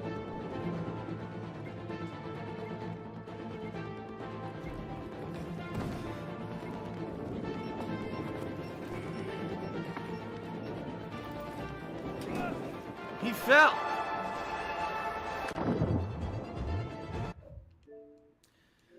Alright, and that's it for today's Dying Light 2 stream. They go fuck themselves. I love that he just kind of has this like little head wobble. Poorly, this little head wobble he does so when he rage quits. Alright, and that's it for... So he's gonna like quit the game. He fell. He fell. Alright, and that's it for today's Dying Light 2 stream. They go fuck Oh, you may themselves. not be able to see The it, but sequence it's is like a absolutely little fucking terrible. subtle, It's like, designed poorly, and no one tested it. So it's garbage. And I'm not going to waste my time doing this today when my stream's over. I just don't even want to do it again. They seriously can go suck a dick. And Suck a dick. I'm playing this again later in the week. And at that point, I'll try to do it again. But I'm not wasting my time on it. It's trash. Trash, trash, trash. 7 fucking years. Well, I take it back. It's more like 5 years in development. That's the best they can come up with, huh? Fucking idiots. Fucking idiots.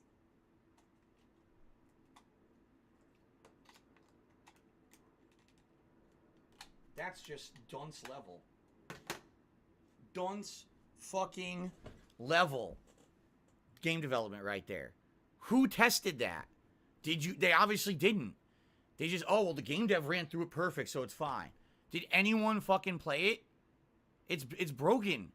It keeps having issues. He keeps missing, clipping, fucking.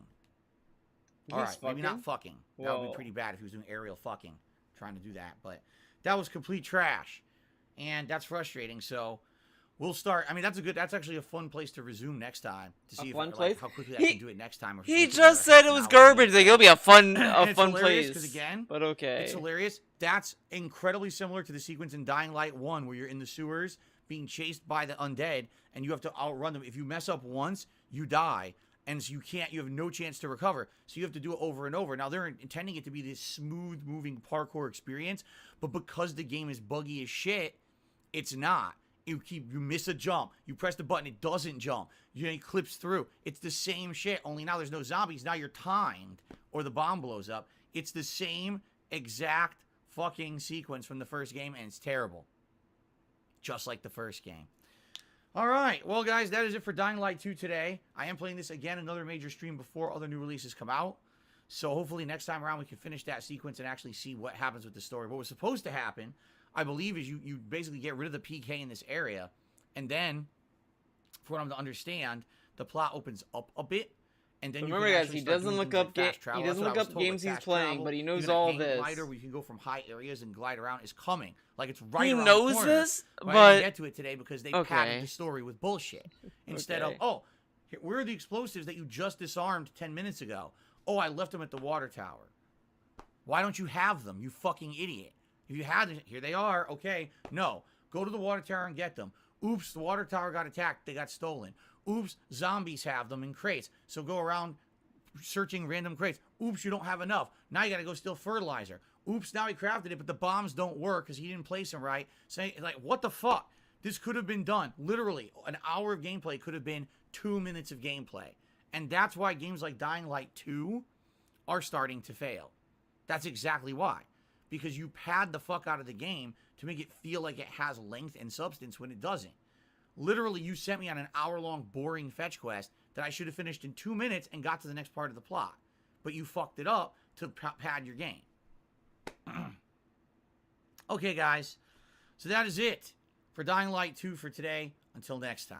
Thanks for being a supportive group of people. I really appreciate it. All right. Really appreciate Guys, that is it. it. Tonight it is Oh my Skyrim god, why fucking... 6:45 I'm p.m. getting Pacific mad time. at You this guys will come back fucking for that. 2 hours of drawing. chill fun God tonight damn, I need to look on at the late shit. stream. Thank you all for a great stream. I will see you all tonight. In the meantime, have a good break. All right? I'll see you guys in a few hours. Peace out. Like, I'm just not, like, feeling it. These drawings today.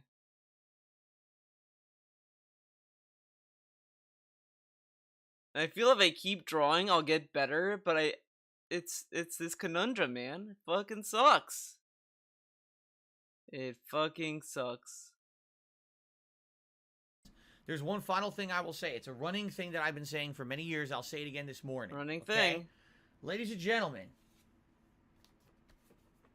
money talks. Money talks. Money talks, baby.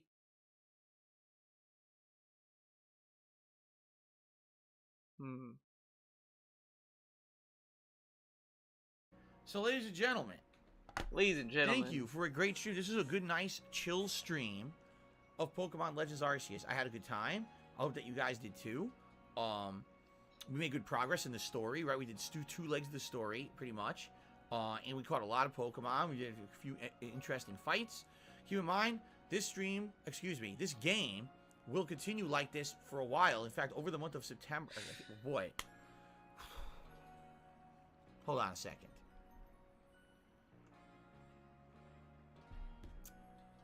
Let's try this again. Over the month of February. I said September. Over the month of February, this game will be the night stream game, essentially. There will be some other games on the night streams, but this will be the major kind of stream game for the next few weeks.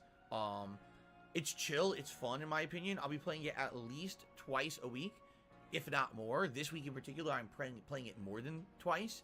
But I hope that you guys had a good time. I personally had a good time. Now, you want me to be honest? Yeah. Let's be honest. I'm a little disappointed that the 2 times I played Pokemon as a main gameplay stream, we had tons of support. Like, overwhelming support. And some people are saying, oh, it's because there's that one guy who every day, named 1 Minute Man, who tips a big tip. Yeah, 1 Minute Man factored that in. If he had think about it, tipped, we still wouldn't have even hit the tier 2 tips goal. You see? So you see? What that tells me is that maybe there was a different audience for the game during the day who liked it, and now they can't attend the night streams or something. Because how is it that I did this twice? So I like that he kind of touches how to get money to play Pokemon, but then doesn't connect the dots. He's like, well, guys, seems that people gave me money on the day stream, and people liked it on the day stream, and no one likes it on the night stream. But how can I make money playing Pokemon? Why doesn't DSP just play a game whenever he fucking wants? Why does he need this, like, mundane, routine fucking schedule? Oh, we can't put Pokemon on the daytime stream because it's a chill game, and chill games only work at night. But it's not working. And he's pretty much forcing a square peg in a round hole. Like, it's not gonna happen. Actually did quite well, and then all of a sudden I play it as the very first time I play it as a night stream, and it's all kind of slow, right? Well, all I can do is I can try talking about this on the pre-stream. I can try talking about this on the daily wrap. I can tweet about it. I can try to make awareness of it so that people are aware of what's going on and see if we can bring more support. Because, yeah, it kind of sucks that this game is going to be very lengthy, and I'm only 8 hours in, right? So this is going to be like multiple streams every week. Now, obviously, I want people to come by and support it, and I'm not sure what happened, okay?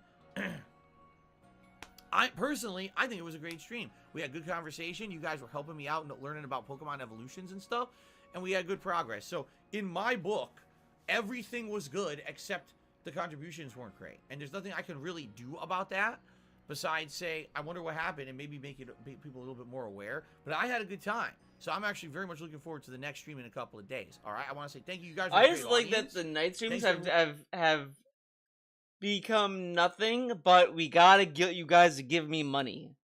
The stream, like, yeah, he has to do that. Why? Who chilled? I mean, we had over 100 likes on the stream, which is great. Attendance was pretty decent for a late night Pokemon stream. Everything there was good. It was just contributions. So, and by the way, it's official. CM Fool, who tipped $11 within like the first 15 minutes of the stream, is still the top tipper here at the end of the stream. Okay? So, he said name a Pokemon the Rock. Right? I don't think there's any Pokemon in my party that are rock Pokemon. That's the rock Pokemon to name him the Rock. No. Has to be. Can't just... But you know what? I'm going to name this Machop the Rock. Why? Because it's a fighting type. And the Rock was always a fighter, right? I think this is better, too. How do I make a space here? Why? That is... Oh. You know what I hate? That every game system... Hey, it's not $25. It wasn't $25 back then. System, if you press CM got a Pokemon named for $11. Like, why is now this button, which is actually square on PlayStation, and I believe that's actually X on the Xbox. Like, oh my god. I can't believe controls are different on each console, We're gonna name this Machop the Rock. Now, here's the cool thing. If this Machop actually evolves, it'll become a much tougher fighting type Pokemon. It'll be like a roided wrestler, like the Rock, right? So that's actually kind of cool. We'll see if we can actually have him grow and evolve, right? Alright, so let's save up. And again, I want to say thanks to everyone who chilled tonight. I did have a great time with all of you, regardless of the fact that contributions weren't great. The stream itself was quite entertaining and fun for me and chill. So I hope that you guys had a good time. Alright, thank you all for a great stream, and hopefully I'll see you more in a couple days, alright? And if you watch this on demand on YouTube and you had a good time, please give it a like, leave a comment, let me know what you think, and hopefully you'll be back for more later in the week. Thank you guys. Okay. Alright, everyone.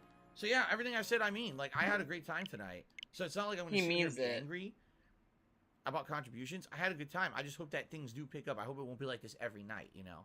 Alright, good stuff. Thank you guys very much. I'm now going to upload this gameplay to the channel. So if you missed any portion of tonight's stream, you can get caught up. Now, for those of you who've been waiting in anticipation to start seeing some end game and some of the finale of the Forgotten City, you're going to see it tomorrow, because tomorrow's main stream is the Forgotten City, and we're finally going to go back to it and try to get some of those. Did he ever beat the Forgotten City? All right? I don't even remember if he did. Good on the first stream tomorrow. I totally forgot he played that. It's going to be Halo Infinite, the final Halo Infinite multiplayer stream for a while. All right? I'm just going to give it like a last hurrah kind of a deal, and then we're going to give it a rest until finally they put new content in it, which is supposed to be like 3 months from now, which is insane in my opinion. Insane. Crazy. Now, tomorrow will be a good day. But Thursday is essentially the same as today. More Skyrim, more Pokemon. If you enjoyed Pokemon tonight, I hope you'll come back on Thursday night for another chill late night stream. Alright, guys? Swaggins wanted us to do... I hate these fucking claps, man. That renewal message there, Swaggins. And thank you for the ongoing support. 7 months and still going. Thank you. Alright, guys... Please have a good evening. I hope to see you all in the morning for the Forgotten City. Sound good? Please have a good night. Please be safe. I shall see you all in the AM. All right? Guys, peace out. Have a good night. See you later.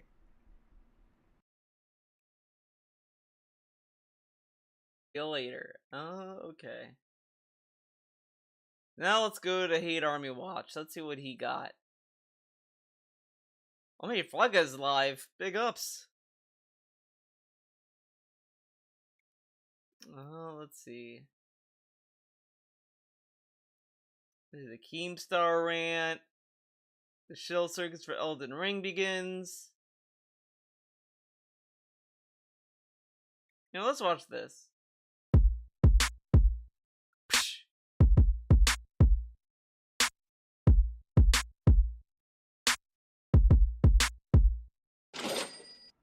Ladies and gentlemen, a few quick housekeeping things to do.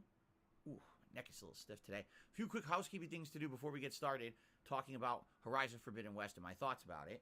If you direct your attention yet again to the bottom of your screens, you'll see for like the 3rd day in a row, we're at the record high number of members, and it hasn't moved. I mean, the good news is it hasn't gone down. That's obviously a positive, that it didn't like plummet down. At the same time, it's staying at 374 and hasn't moved, even though there's been 2 new release games. I was hoping that with the new releases and people coming to the channel to check out the new releases, we get at least a few new members. And I do have some positive news in regards to this. Okay, you ready? in the last 2 days, since the premiere of the King of Fighters 15 and Horizon Forbidden West, this channel got over 100 new subscribers in 2 days. And that's a lot. That's actually a lot of new subscribers for a very short period of time. It is. So what happened is, just like I told you guys, some newcomers who were searching for these games probably saw my streams because you guys have been liking the stream so much, came and checked it out and said, oh, Darkseid, Phil's going to be playing these games. All right, I want to subscribe to the channel because I want to be able to talk on his streams. And we got over 100, which is great. For 2 days, over 100 is superb. And what I'm hoping is over the course of this week, that pattern will continue. And of course, we've got Elden Ring at the end of the month. Well, maybe we'll see a lot more, okay? We'll have to see. But yes, the engagement oh is my god, I am like, this is driving me fucking crazy. To like the streams, if you're watching the videos on demand, and this is actually huge. Right now, I'm getting tons of likes on my streams. I have not had a single stream with less than 100 likes since the middle of January. So it's been over a month. You guys have been consistently liking the streaming content, giving it visibility on YouTube, and I really appreciate that, okay? What really I need help with is the on-demand videos, because the on-demand videos, sadly, are just not really getting a lot of attention when it comes to likes and comments. Now, I will say this. I went to sleep last night. I woke up this morning and I was pleasantly surprised. There was a ton of comments that had been added to the videos overnight, and some of them were for King of Fighters and some of them were for Horizon. And I was pleased with that. I liked that. I was like, wow, big influx of comments came in. That's cool. That helps. It really does. I'm not even kidding. When all those comments published, boom, the channel got a rise in what's called engagement. And that gives it more visibility. You know that's what it's YouTube. called? Seriously. So thank you for that, okay?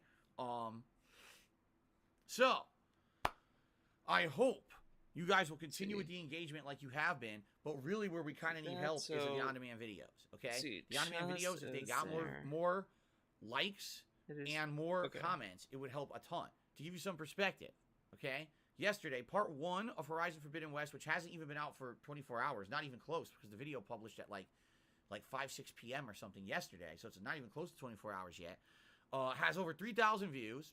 It's pretty good for a part 1 of a playthrough for a first day, but only has like, I'm serious, it has like 20 likes or something like on it. So that's what I mean. Oh, just 20? Views, wow. Out of the thousands of people who checked out the video, only 20 people clicked like.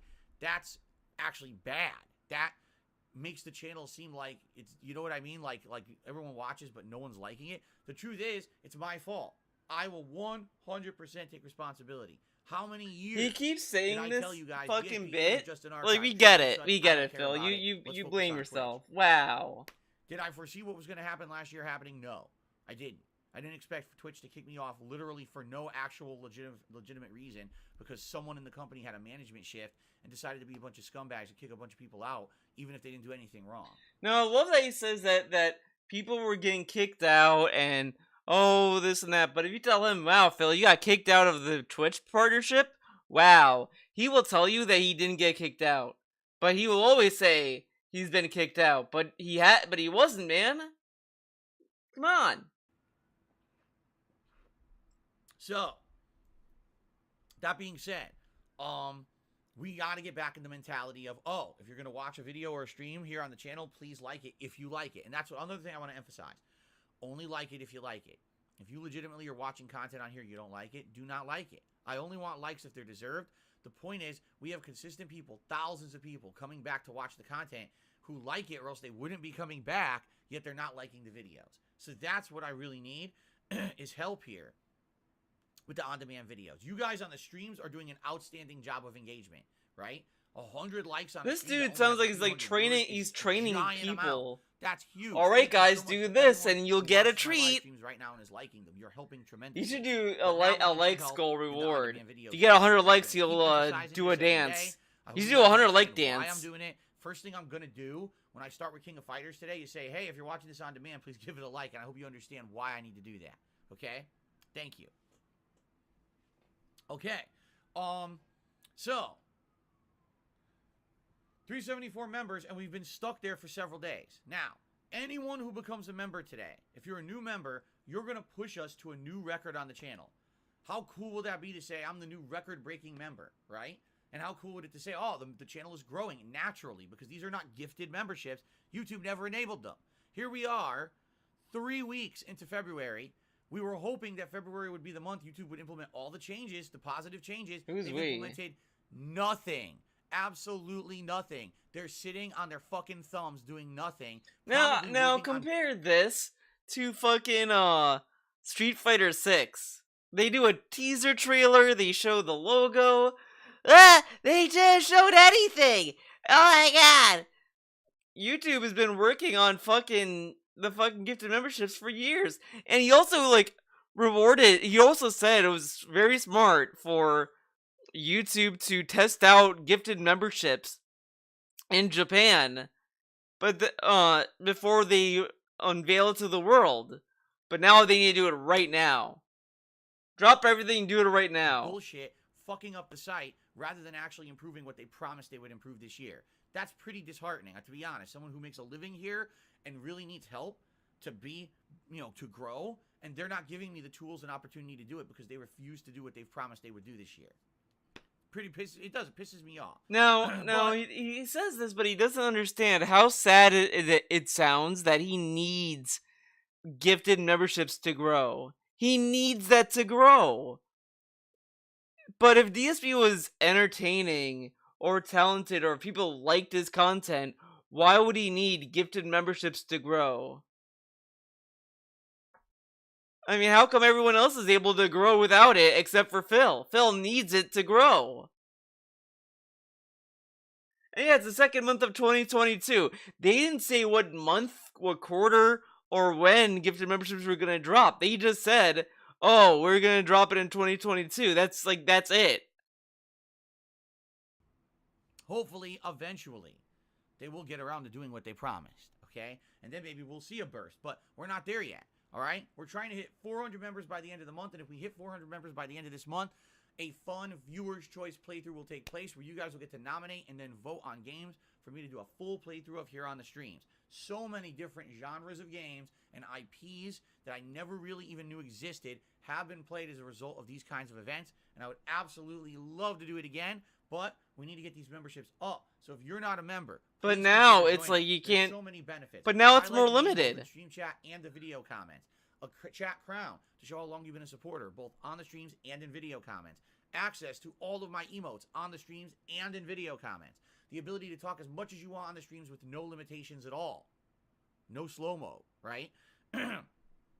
Priority access to all of my special events. If the Viewer's Choice event happens, you get priority to nominate and vote on a game that will make it to the final poll for the game that will become the Viewer's Choice game. When I do Ask the King, my bi-monthly Q&A show, you get priority to get your question answered on the show because you're a member. And, yes, I am strongly considering, if the King of Fighters 15 actually ends up working, which it seems like it's working now, I'm going to make a little silly comment here in the pre-stream in a moment about social media, what people are saying about the game. I'll do private lobbies where I'll invite members, and members can play against me.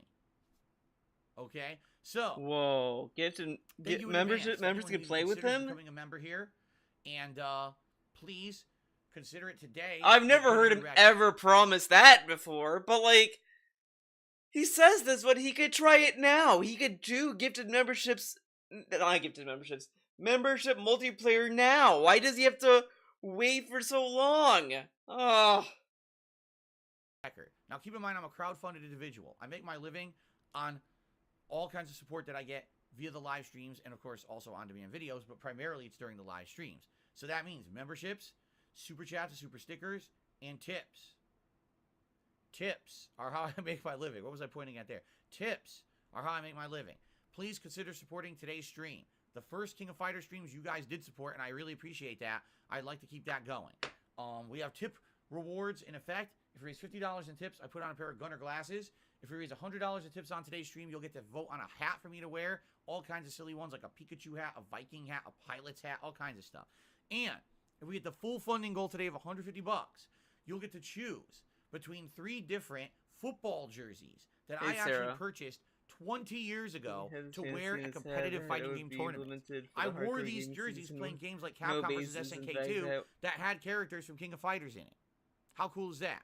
How cool is that? So, please consider supporting if you can. Now, basically, here's the deal.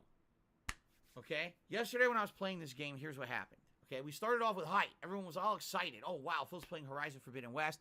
Immediately when I booted up the game and I finished the pre-stream and I said, I'm starting, okay, I picked up my controller, and a good chunk of people basically said, hey, guess what?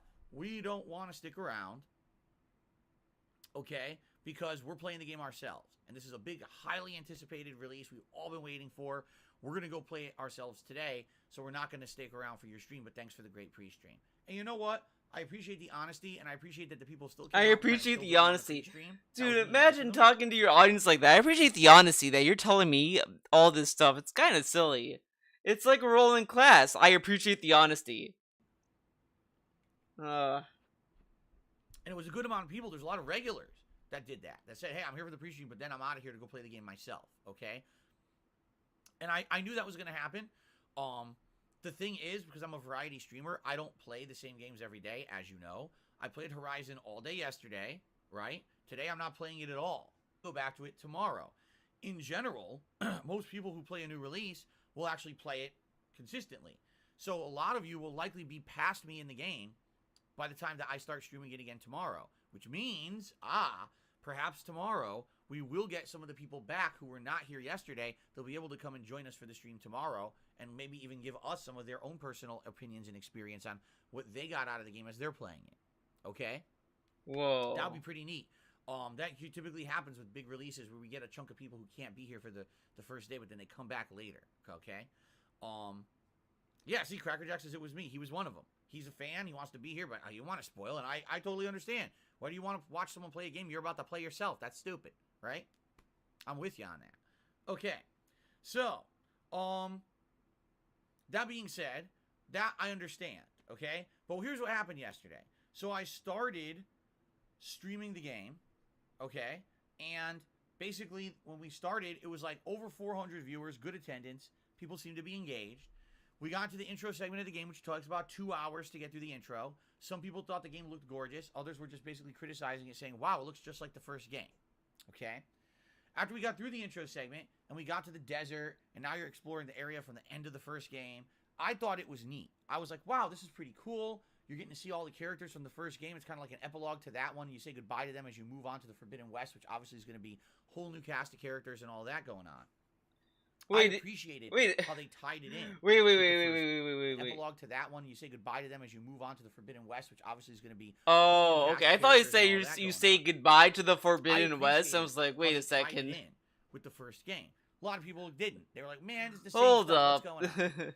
So then the first stream ended, and by the time that the first stream had ended, okay, we had lost, I'm not exaggerating, probably about 200 viewers. From a stream that started with almost 500, it was down to almost, actually it was less than 300 by the end of the stream.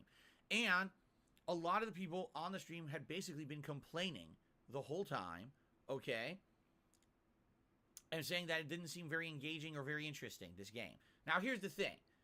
In the intro segment, there's not a lot of opportunity for engagement, right? I have to pay attention to the plot. I have to learn the game mechanics. It wasn't until the late stream that the game opened up, and that became a lot more of an interactive, fun stream with the viewers. Like, I had fun having conversation. We were talking about the game, but other topics as well. And because it was open world exploration, it allowed me to have that opportunity to do that with you guys. So I actually enjoyed the second stream last night way more than the first stream. Of course, being a night stream, attendance was lower, but it was still solid for a night stream. And in general, it seemed like more people did actually enjoy the second stream more than the first, okay? But, again, here's the big but that I wanted to talk about. What I'm seeing is a pattern here. It's very similar to what happened with the original Horizon game, okay? For some odd reason, and I don't know what it could be, what could it be? The game doesn't seem to be clicking with all of the viewers. And what I mean by that is some people are like, wow, this is fun, it's engaging, it's interesting, we can interact or whatever. And others are just like, wow, this game is boring. God, okay? Why can I fucking This happened with the original Horizon Zero Dawn. I remember originally when I started playing it, I felt like it had a slow start. But then once it picked up and I got into the better open world areas and everything, I really liked the game. And I was telling you guys this, that I wanted to keep playing it. But I remember 5 years ago, that was the first year that I'd become a full-time streamer, the same thing was happening. As I played the game, people complained, oh, this game is boring and repetitive, and it's not original, and it's not fun. Maybe it's fun to play, but it's not fun. DSP has been calling Horizon Zero Dawn unoriginal since it came out. Because I can understand that in some cases, but I feel, here's what I feel. All right, Dude. Let's go to KO Gaming. Oh, wait. Uh-oh. Oh my god. Just want to go to YouTube. Just go to YouTube. Take me there.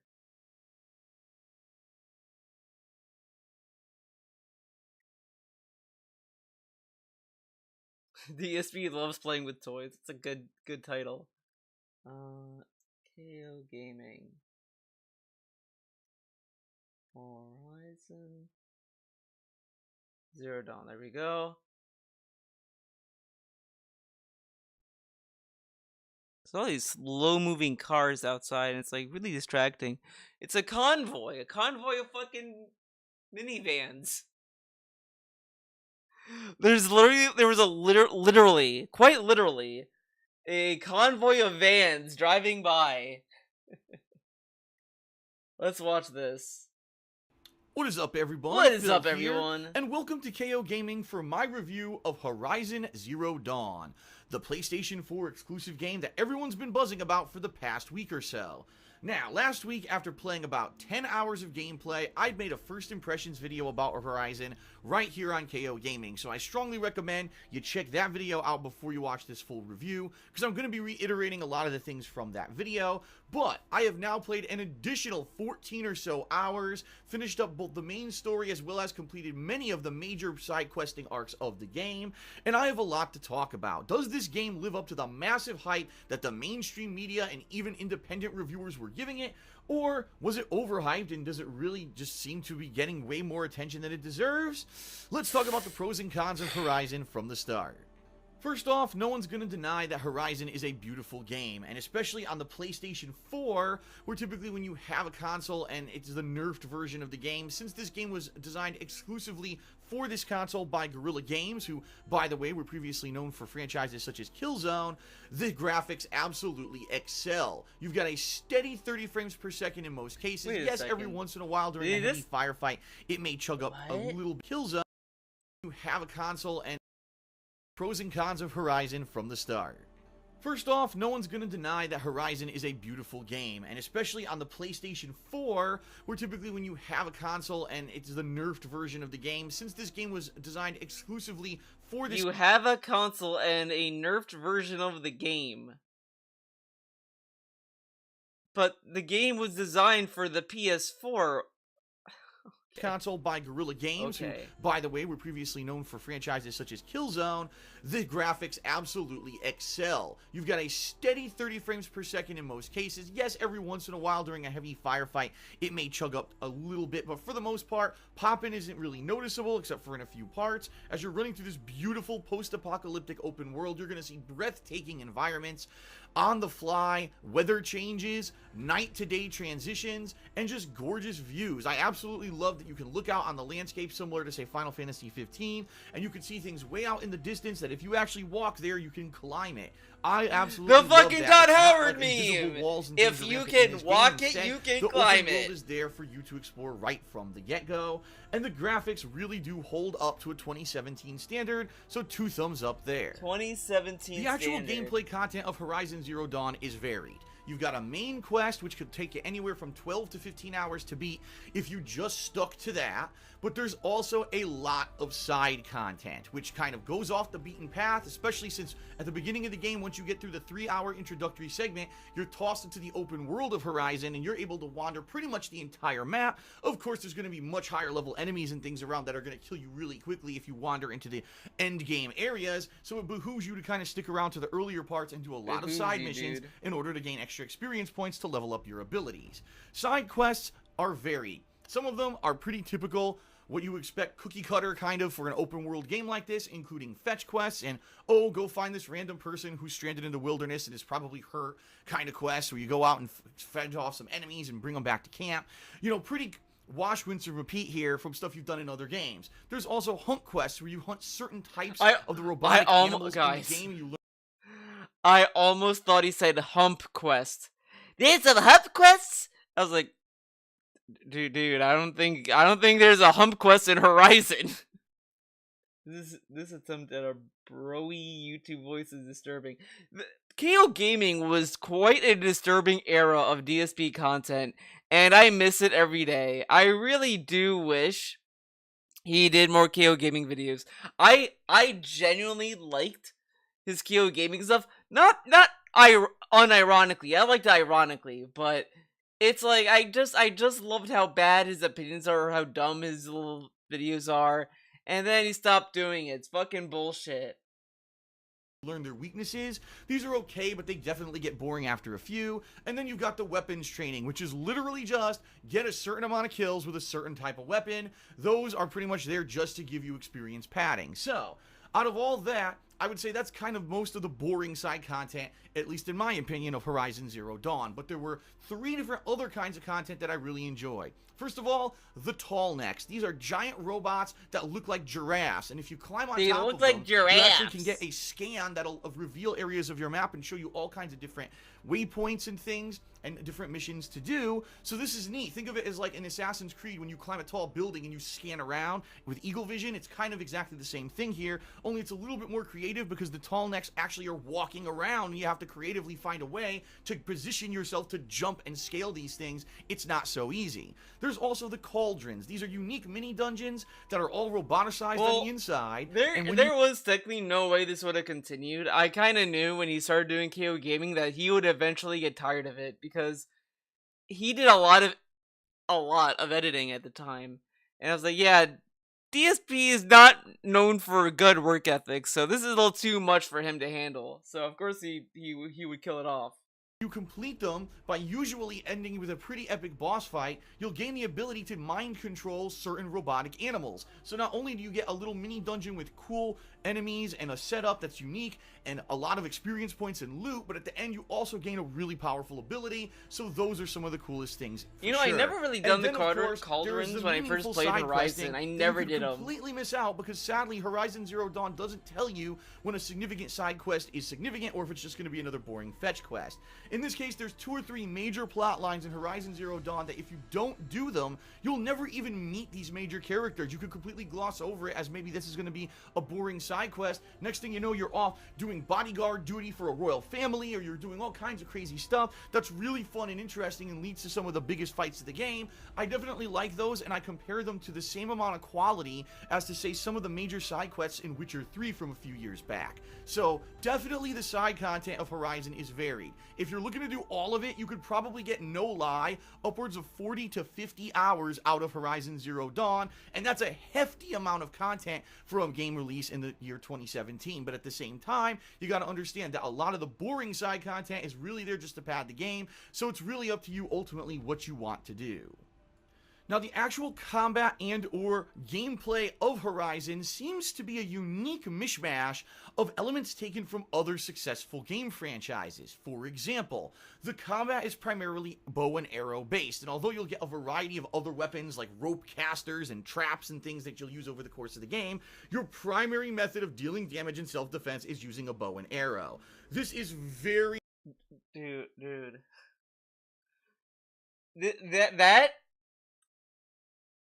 I used to be like DSP and only use the bow and arrow when playing fucking Horizon Zero Dawn.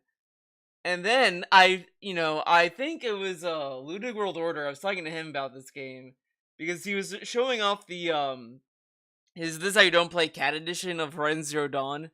And around that time, like, I was looking at, it was either the video or when I was talking to him about it. It was one of those two things. Can't honestly remember, but he mentioned this one weapon. I can't remember the name of it, but it's like a machine gun of arrows or whatever. And I love that weapon. It's a really cool weapon. I was like, holy shit, what the fuck was I doing for the rest of this game? I kept using the bow and arrow, which is a good weapon. The bow and arrow is pretty good, but that fucking machine gun arrow shit is like, it was too good to just not use it. And I've loved it ever since. So in Forbidden West, I'm trying to get that weapon again. But now I have a spear, which is pretty cool. Like, I'm actually getting more into the weapons this time around. So, like, I'm getting kind of into the mechanics a little bit more than I did the first time playing Zero Dawn. Very similar to the gameplay of the Tomb Raider reboots of previous years, as well as Far Cry Primal. Guys, Tomb Raider created bow and arrows. I love that Horizon Zero Dawn, or just Horizon, I guess, whatever you want to call this franchise, has to go through so many hoops for DSP to give it any credit. Because so far, every time he's been talking about this game, it's like Tomb Raider, it's like this game, it's not original. But fucking Ghost of Sushi is the most original game he's ever played, and it's great and fantastic, and it broke new ground. But Horizon, it's just like these other games. Does Aloy need a PP for him to consider Horizon to be a fresh idea? I don't know. On your bow, all of a sudden the game slows down in almost bullet time so that you have the opportunity to get a precise shot on the weakness of an enemy. I also draw those weaknesses of the enemy to a very similar thing from, say, Lost Planet. Shoot the big glowy parts for massive damage. Lost Planet. It does feel like you're playing other games that have kind of been what? taped together when it comes to the combat. Now, there's also melee combat, but it's nothing to write home about. You've got a couple light attacks and heavy attacks. For the most part, the light attacks are almost worthless. You need to hit something with a heavy attack or get it from behind with stealth, and then you can land a few more hits. However, there's no formal targeting system in the game a la Dark Souls or Neo or any other games recently, so it's very easy to try to be hitting a certain enemy, and if there's others around, you're gonna start whiffing. So I will say, they kind of made the melee weapons, the melee combat, more viable in Forbidden West. It's still, like, not the best, but it's actually pretty good when an enemy's getting close to you. Like, you can actually do stuff with it. So they did a better job with the melee combat than they did in the first game. The first game, it's like, why would you ever fucking use the staff? Are you fucking dumb? But the second game, it's like, okay, you know, we'll give you a little something with it. It could be better, but you know. Missing. Hey, Negative you Enigma. get shot from behind and killed. It's kind of frustrating, and the melee combat is certainly nothing to write home about.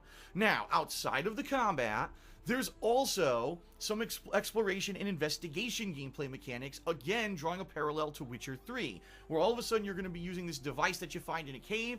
It basically reveals hidden paths for you, and you're going to be watching those and going through the jungle, following these around to find enemies, to find, you know, what happened in a certain situation.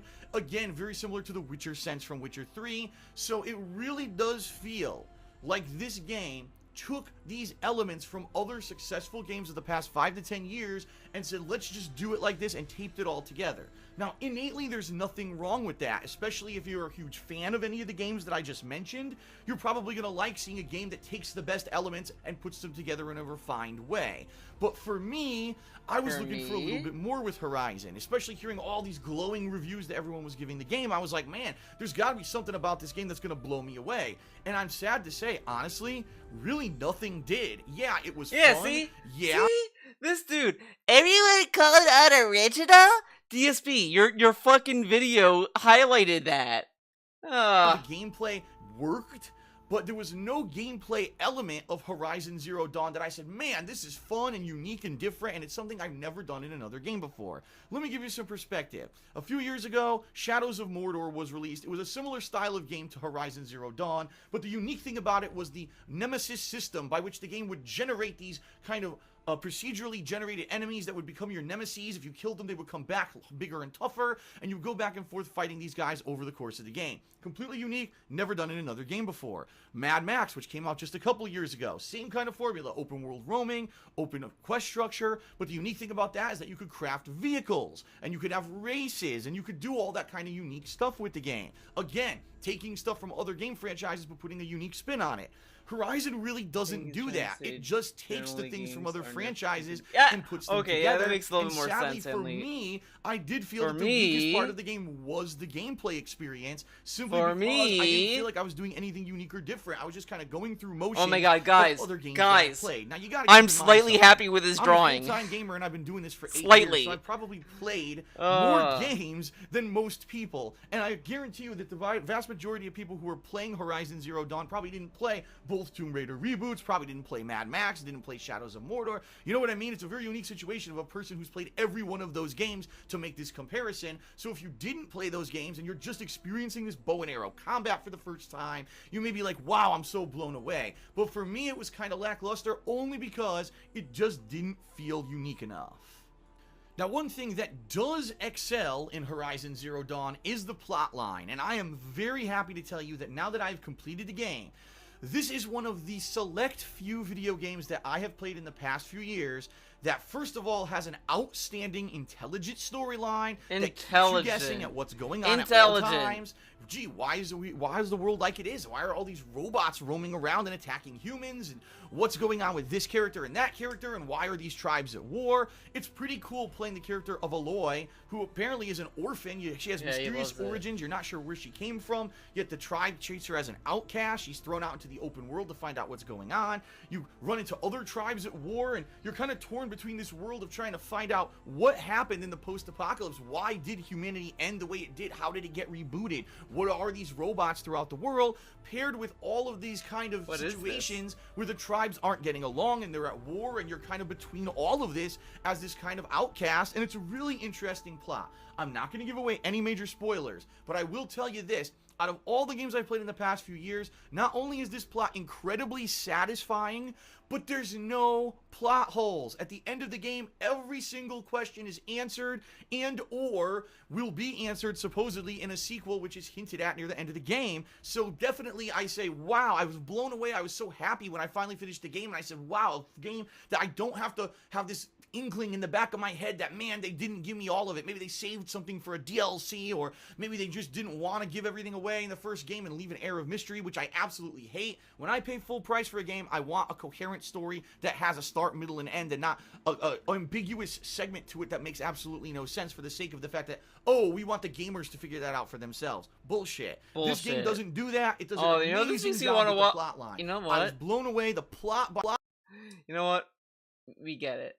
What I want to see is what's it, Limbo? No. Inside.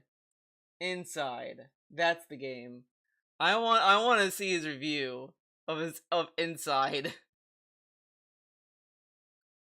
My review of Inside, the latest game from Playdead Studios, who also made the 2010 sleeper hit Limbo, and in many ways, Inside is a Horizon does have a Nemesis system? Game. Now, Limbo was a very big success. I didn't know that. It was actually one of the first indie-style games that I had ever played on YouTube, and its unique visual style, its very interesting and unique puzzle elements, the whole kind of the world is against you kind of vibe, the dark, ominous overtones. A lot of things came together to make Limbo a unique and entertaining experience that still to this day has resonance in my mind, and I remember certain things from the game that were awesome when I encountered them for the first time. Inside basically takes that formula to the next level. Instead of having that kind of visual style of shadow, here they actually put in some color. It looks a little bit more realistic, but in a lot of ways, Inside is a very similar game. You play the role of a boy who's basically just out to survive. Everything is after him, whether it's humans, whether it's all kinds of contraptions, whether it's all kinds of ominous machines and monsters. It seems like everything wants this boy dead, and it's your job to go from point A to point B, running, jumping, pulling, and pushing in order to use platforming elements to solve puzzles and survive. Much like Limbo, you are a silent protagonist, so you really don't ever understand fully what's going on in the world around you. It seems like it's some kind of a dystopian future where the elements are running rampant, where it looks like there's some kind of weird worms that have taken over livestock. Humans have become these mindless drones and slaves that can actually be mind-controlled for puzzle-solving purposes. It really is a bizarre game and a really weird mystery-like atmosphere in a lot of ways. Again, similar to Limbo, where it had similar elements that were never really fully explained.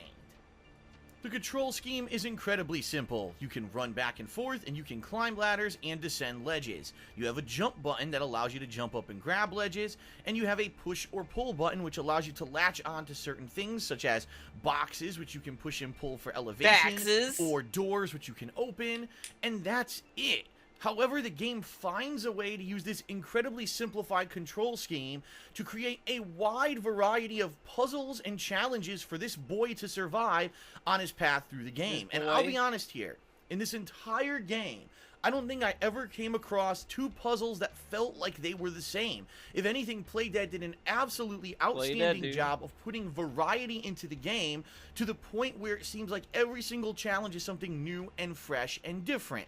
Now, there are some similarities to other puzzle games in the past. For example, there's one part that almost seems like an homage to Oddworld Abe's Odyssey, where you're mind-controlling certain slaves and walking them around different levels in order to finally get to an end goal and open a door, a la saving the slaves from Oddworld. So there are going to be some lines that can be drawn and comparisons that can be made to other existing puzzle games. But for the most part, I never felt like two puzzles were the same kind of a deal, or that there was any kind of boring repetition, which is a hurdle to overcome in this style of a puzzle platformer, and a hurdle that a lot of other games don't do well with. So I do have to compliment that Inside in that regard. It never really got stale or boring. In addition, despite the game being overly simple, there is some big variety in the things that you'll be doing. Even though you will be just running, jumping, pushing, and pulling, there are some other segments that are pretty unique, such as being able to swim underwater, being in a submarine for a certain amount of time, which you can then charge up and dash against walls to break through holes. There's also entire segments where you're mind-controlling these slave-like people and using them to solve puzzles, amongst a few other things which I won't spoil. So the game does actually have some variety to it. It's not just you running through the entirety of the game, so in that regard, it does actually feel like a natural evolution from 2010's Limbo. Now, in addition from just going from point A to point B and plain surviving, there are some optional things to do in Inside as well.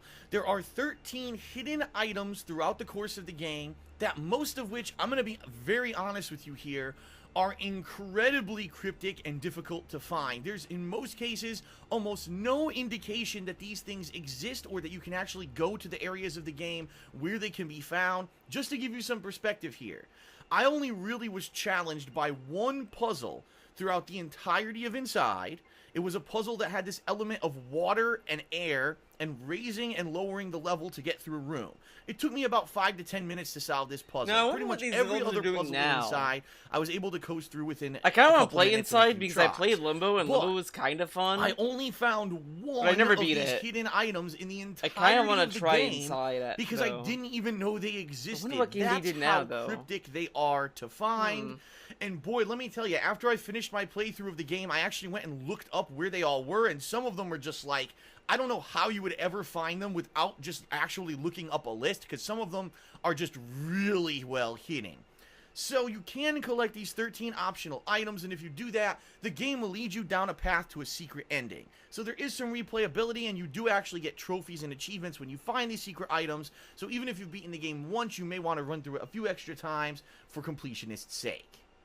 So overall, Inside lasts a little bit over 3 hours, which is pretty much on par with the length of 2010's Limbo.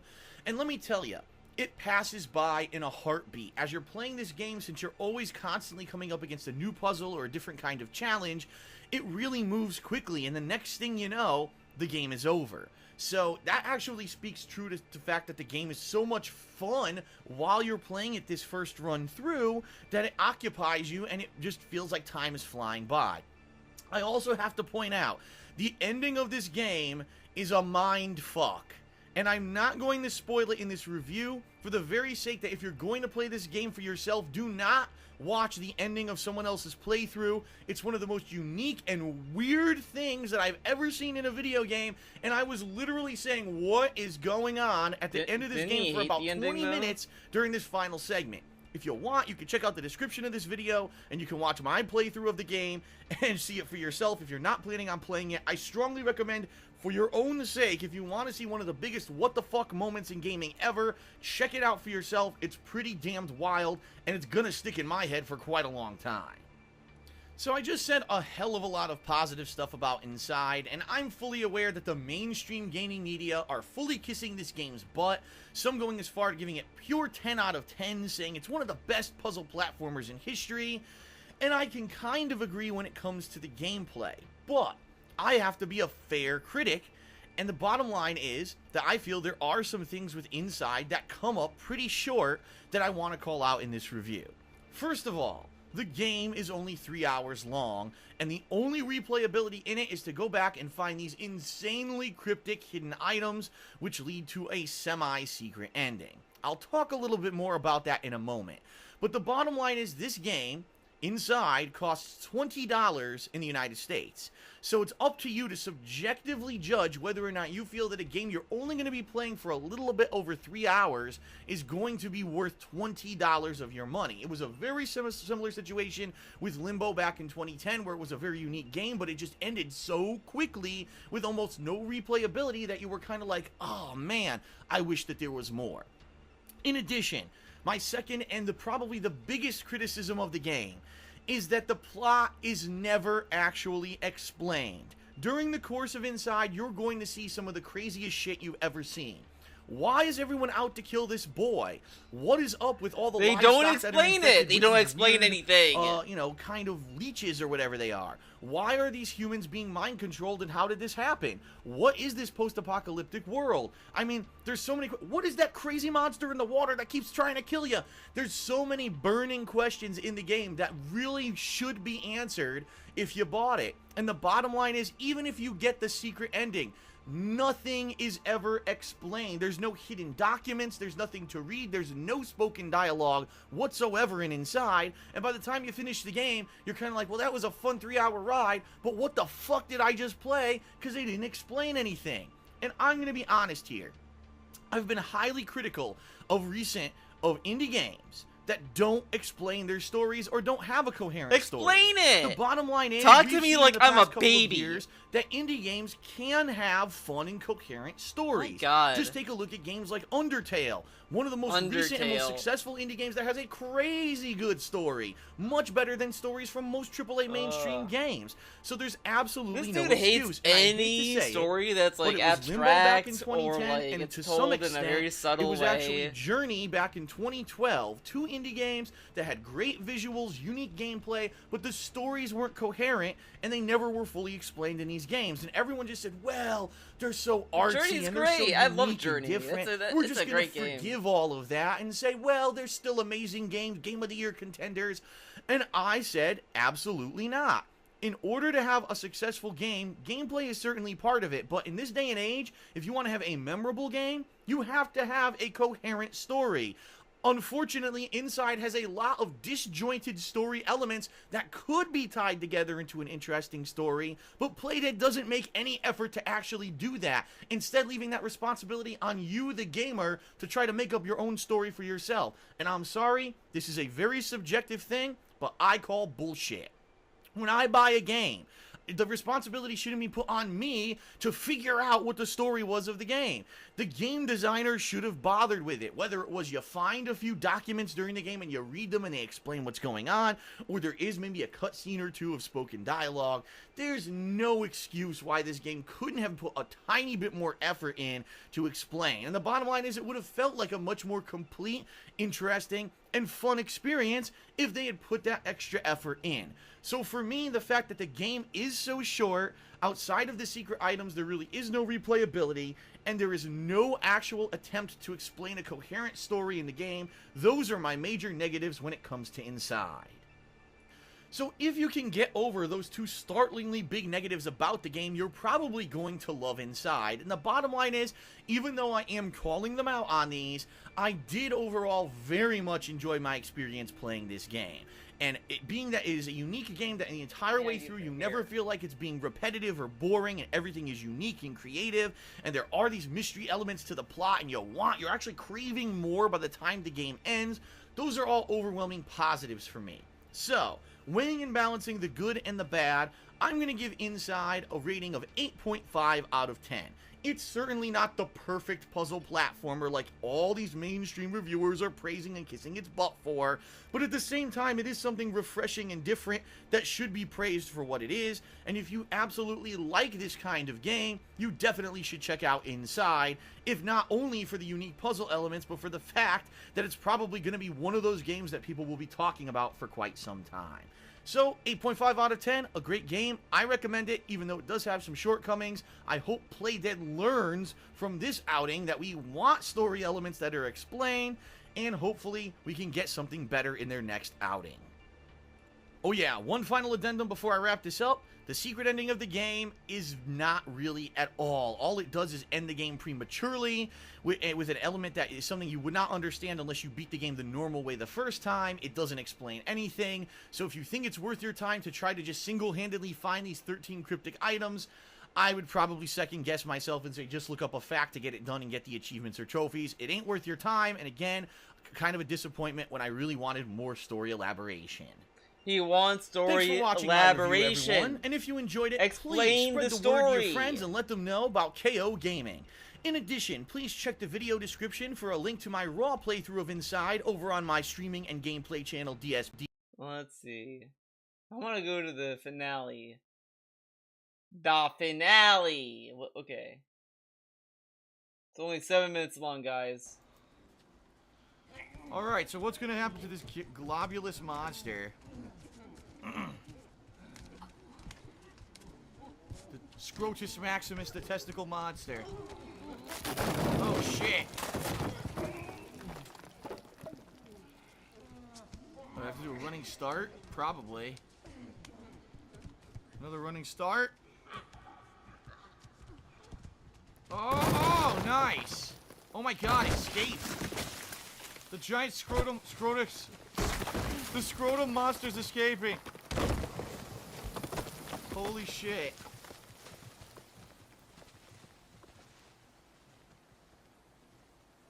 Got to the beach.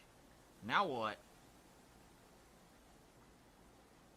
It's alive still, still moving.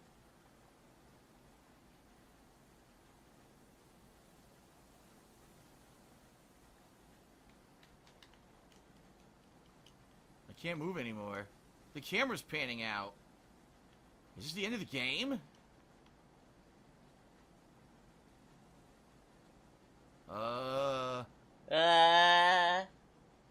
Lord Scrotus demands to know what's happening. Bring me my crown. Bring me my penile scepter. Hold up. What the hell is this? Know what's happening? What did just happen? The Scrotus Maximus, the testicle monster. It Oh shit. okay. Fell over. Do I have to do a running start? Probably. Another running start. Oh, nice. Oh my god, escape. The giant the scrotum monster's escaping. Holy shit.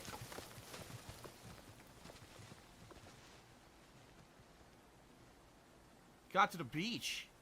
Now what? Oh, it's just okay. So it rolled out and it landed there. I can't.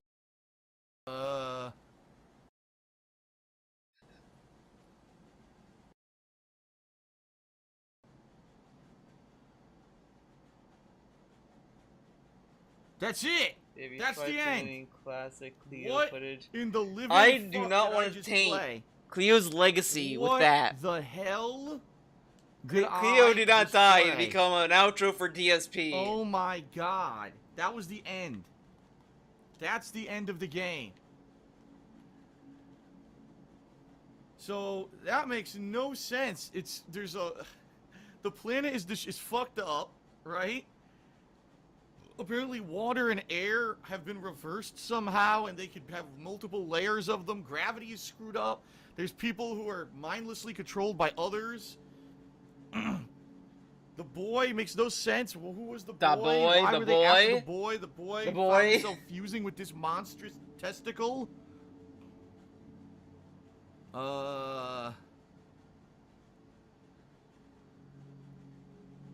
What on earth was this game? I mean, I'll be honest here, alright? The actual gameplay of the game was great. The gameplay was outstanding.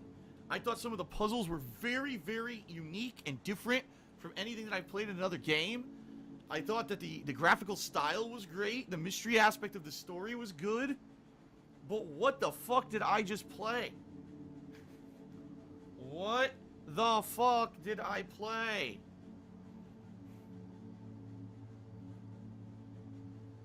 Is it alive still? It's still moving. I can't move it. Is that it?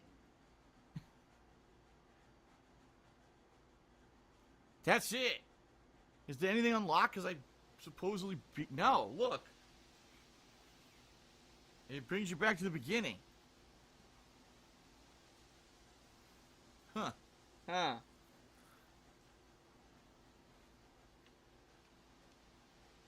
Yeah, look, that's it. Back to the beginning. No explanation. What on earth did I just play? I seriously right now am so confused. And alright. Here's the best way I can describe inside. Here's the best, absolute best way. Improved graphics, improved gameplay elements, better puzzles than the original Limbo from 6 years ago. But that story made no fucking sense. At least with Limbo, did they actually explain everything? No. They didn't explain everything. Absolutely not. But it kind of had some kind of a coherent story where you could figure it out or at least get some kind of a rough idea of what was happening. There's so much going on in this game. Like I said, the water and the air element, right? The fact that this boy is apparently being attracted to this giant monstrous thing and wants to fuse with it, which you don't know while you're playing the game until the very end. Those pulsating waves that are going on outside that can insta-kill you. You don't know what the fuck those are. The water monsters.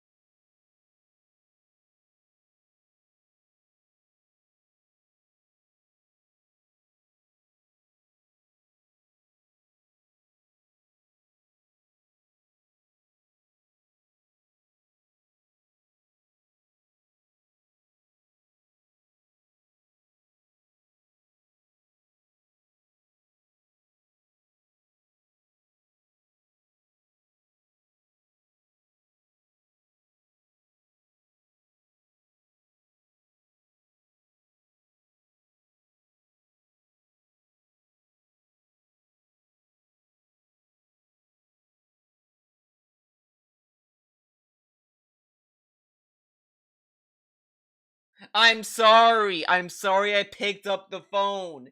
I was talking to a friend. I know, crazy. Crazy that I have friends, right? What was all of that? What was all of that? I am totally, utterly confused. And, I mean, even though I liked the gameplay, you know, there's something I said, there's something I actually said recently when I was watching E3 coverage, okay? They announced this new game, this platforming game. I think it's called Foo or something like that. Foo? I don't know. I don't remember. No, it's Fee, F-E, just F-E, Fee or Faye. I don't know how to pronounce it. Fee. And they're like, oh yeah, this is a game where you're going to be doing this cool 3D platforming. It's a unique art style and all that. And I'm like, wow, the game looks good. And then they go, oh yeah, by the way, there's no story. He doesn't Like, watch my streams, okay? Like, why is it with these indie games, right? They can put together these amazing presentation, right? The art style, the gameplay, something unique and different. It's fun. It's like, wow, this is so good. And then there's no fucking coherent story. Like, how many of these are we gonna have? You know what I mean? How many of these are we gonna have? It all started with Journey. It did. Several years ago, it started with Journey. A game that with beautiful visual presentation, okay gameplay, but everyone was so blown away by the music and the visual presentation of the game that the fact that the story made no fucking sense and it was never explained, everyone forgave it. And since then, we've seen 14 million of these indie games where they don't bother explaining jack diddly shit.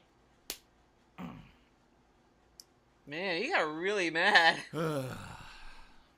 Ladies and gentlemen, that is it for my playthrough of Inside. I hope you enjoyed it. I did enjoy playing the game. It was one hell of a wild ride.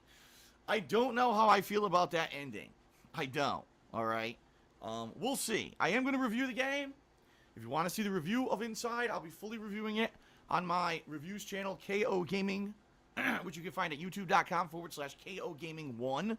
Alright? But, that is it for the playthrough of Inside. I hope you enjoyed it. Whether you watched this live on stream or you watched it on demand on YouTube, I appreciate your viewership. Thank you for watching. Peace out. Alright. I think I'm gonna call it for today's stream, guys. I know I wanted to watch this and I didn't finish it. We can watch it another day. You know, I can stream again another day this week. You know, you guys have been a great audience. I don't mind. I don't mind being cool with you and do stuff. But I do want to check up on Dark's Vidal. I want to see what he's streaming right now. Is he actually doing online or is he not? He better be doing online. God damn it. Oh my god, a break? We're at a break. Holy shit. Wow, it was like right there. Player 1 wins. She's like, I can't wait to give you a nice purple nurple. Ooh, here's my fighting stance. What the heck? Purple nurple, dude. Is he playing online?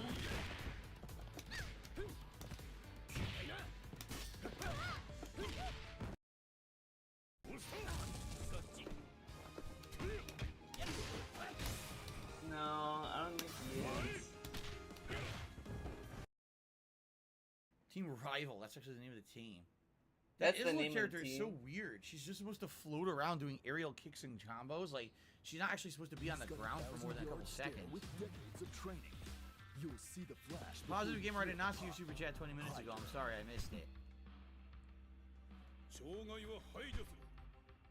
Jade, I'm glad to hear that you don't care what team I play, but I'm sure eventually we'll get to the teams that you like. Like, I know you want the K-Dash team.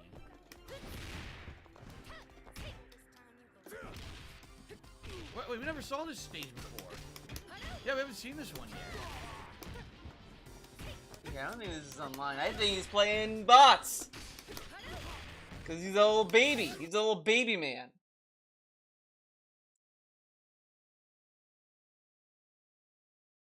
Yeah, these are doing online sets. No, he's not doing online sets yet. I do like Game Tracker is carrying the playthrough though. Game Tracker is doing all that work for him. Alright. I'm gonna go full screen mode.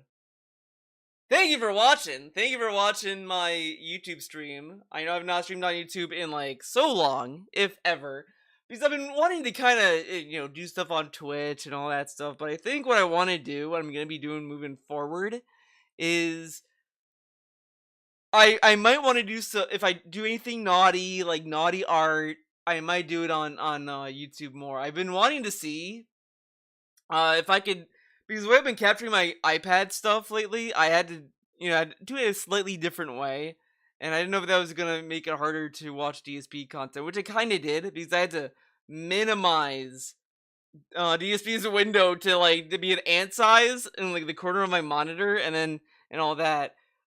So there you go, spicy YouTube mood. Oh yeah,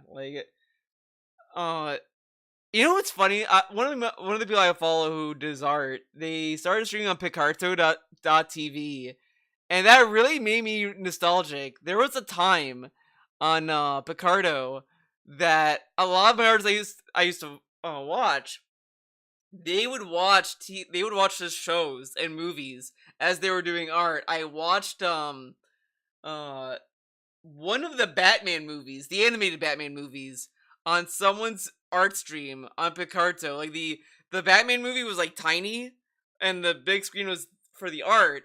And I was like, this is like really cool. I really like that. Was kind of rad, but you can't do that now. You can't do that now, unfortunately. I don't know if Picarto.tv ever implemented any DMCA shit, and I don't want to test it. But Picarto was like the Wild West for a bit. I don't know if they still have like hardcore fucking things about it, but whatever. But if I want to do, but a lot of people are using Picarto to do naughty NSFW streams, and I might do like a mix of that on YouTube and Twitch. I don't know how spicy I'm gonna be. I can't guarantee it's gonna be mega spicy, but it's gonna be spicy enough. If you want spicy content, you can go to my Patreon and pledge. You do get access to spicy content. Same with Twitch subs. So you got options there. But other than that, it is what it is. Again, thank you for the tips. Well, let me get Streamlabs open. Hood Hustler, thank you for that. I'm gonna just refresh, see if there's anything new. No, but thank you guys for watching. Thank you, Hood Hustler, for the tips. And guys, we got the River City gang here in effect. Maybe next time I stream, we're gonna get Kyoko domination. Maybe Kyoko will be on top. I do like these plushes. I will say these are way bigger than what I thought. I thought these were gonna be like tiny little plushes. These are bigger than what I was expecting. So I'm kind of happy with the size. I like Kyoko. I like the magnet club. Though I'm very nervous to have this near my electronics for obvious reasons. All right, let's get Kyoko out of here. You guys didn't pay enough to see Kyoko, okay? Yeah, pretty good. Yeah. Last thing I'm gonna say. So they have a River City Girls Zero limited edition that they announced, and I'm so fucking tempted to buy it. It comes with the game on PS4, PS5, Switch, whatever, but it comes with the action figures of Kyoko and Misako, in the style of River City Girls Zero, and part of me is like, do I want this? Like, the claims are posable. I'm like, well, I could use this as a reference, but I don't know how well they're gonna stand. I have all these figures, the ones that I own, they can't stand for shit. So it's like, I don't know if I want to do that, you know? I don't know. But, I'll think about it. I have until, like, March 13th before I make a decision anyway. So maybe someday, maybe I'll get it, maybe not. I already did order. I can always get a little sense. Yeah, but I don't know if I want to invest in stands for figures. That's a whole other thing I have to buy. That's too much work. I mean, I might do. I might get. I don't know. I'll think about it. I have like a month. I have a month to get my shit together. But thank you for watching. Because the thing is that it's $170 to buy it, and part of me is like, I could either put the money into that and just be happy with the dumb fun I'll have with it, or I was thinking of getting a Stream Deck. A Stream Deck? Yeah, Stream Deck. I am kind of debating that. Because I kind of want to have more sound stuff. I have like more sound clips because I reached the max on that Twitch attachment thing, so I kind of want to do more. So I'm debating between the two of the Stream Deck and the thing. I just have to know. Like the fucking game capture that I have the normal Elgato HD, I think. The first one I got gifted. I have that, which was okay, but you know, it had like a 5-second delay. Then I had the HD 60 S, I believe, and that sucked ass because it was like a delay. It didn't really do what I wanted to do. If I did it directly through OBS, it didn't give the audio. It just sucked ass. The HD60S Plus was perfect. So I don't want to get a Stream Deck and have it be a lemon and have to go through, because these things are fucking expensive. So I want to find a good one for Mac, because goddamn, I'm cursed with Mac. Someday maybe I'll get a gamer PC, but I did have to look up the whole, make sure I'm getting the right one. But other than that, it is what it is. I would just forgo the deck for now. Yeah, I mean, I just have to like look it up. I just have to look into it before I buy anything. So I mean, I'm not gonna buy it yet. If I were to buy it, it's honestly like after I do a lot of reading about it, because it sounds like it does work with Mac. It also doesn't. I don't know, but we'll see. It's the research phase at this point. You know, I'm not going to make any commitments for it yet. I just want to look into it, see what, you know, I should see the box and read the back, or just YouTube it. I don't know, I'll see. I'm thinking about it. Thank you for watching anyways. I hope you guys enjoyed it, and hope to see you in the next stream, where I'll probably be in a better mood because I'm not going to be having that stupid ghost pepper ramen again. All right. See you later, guys. Bye-bye.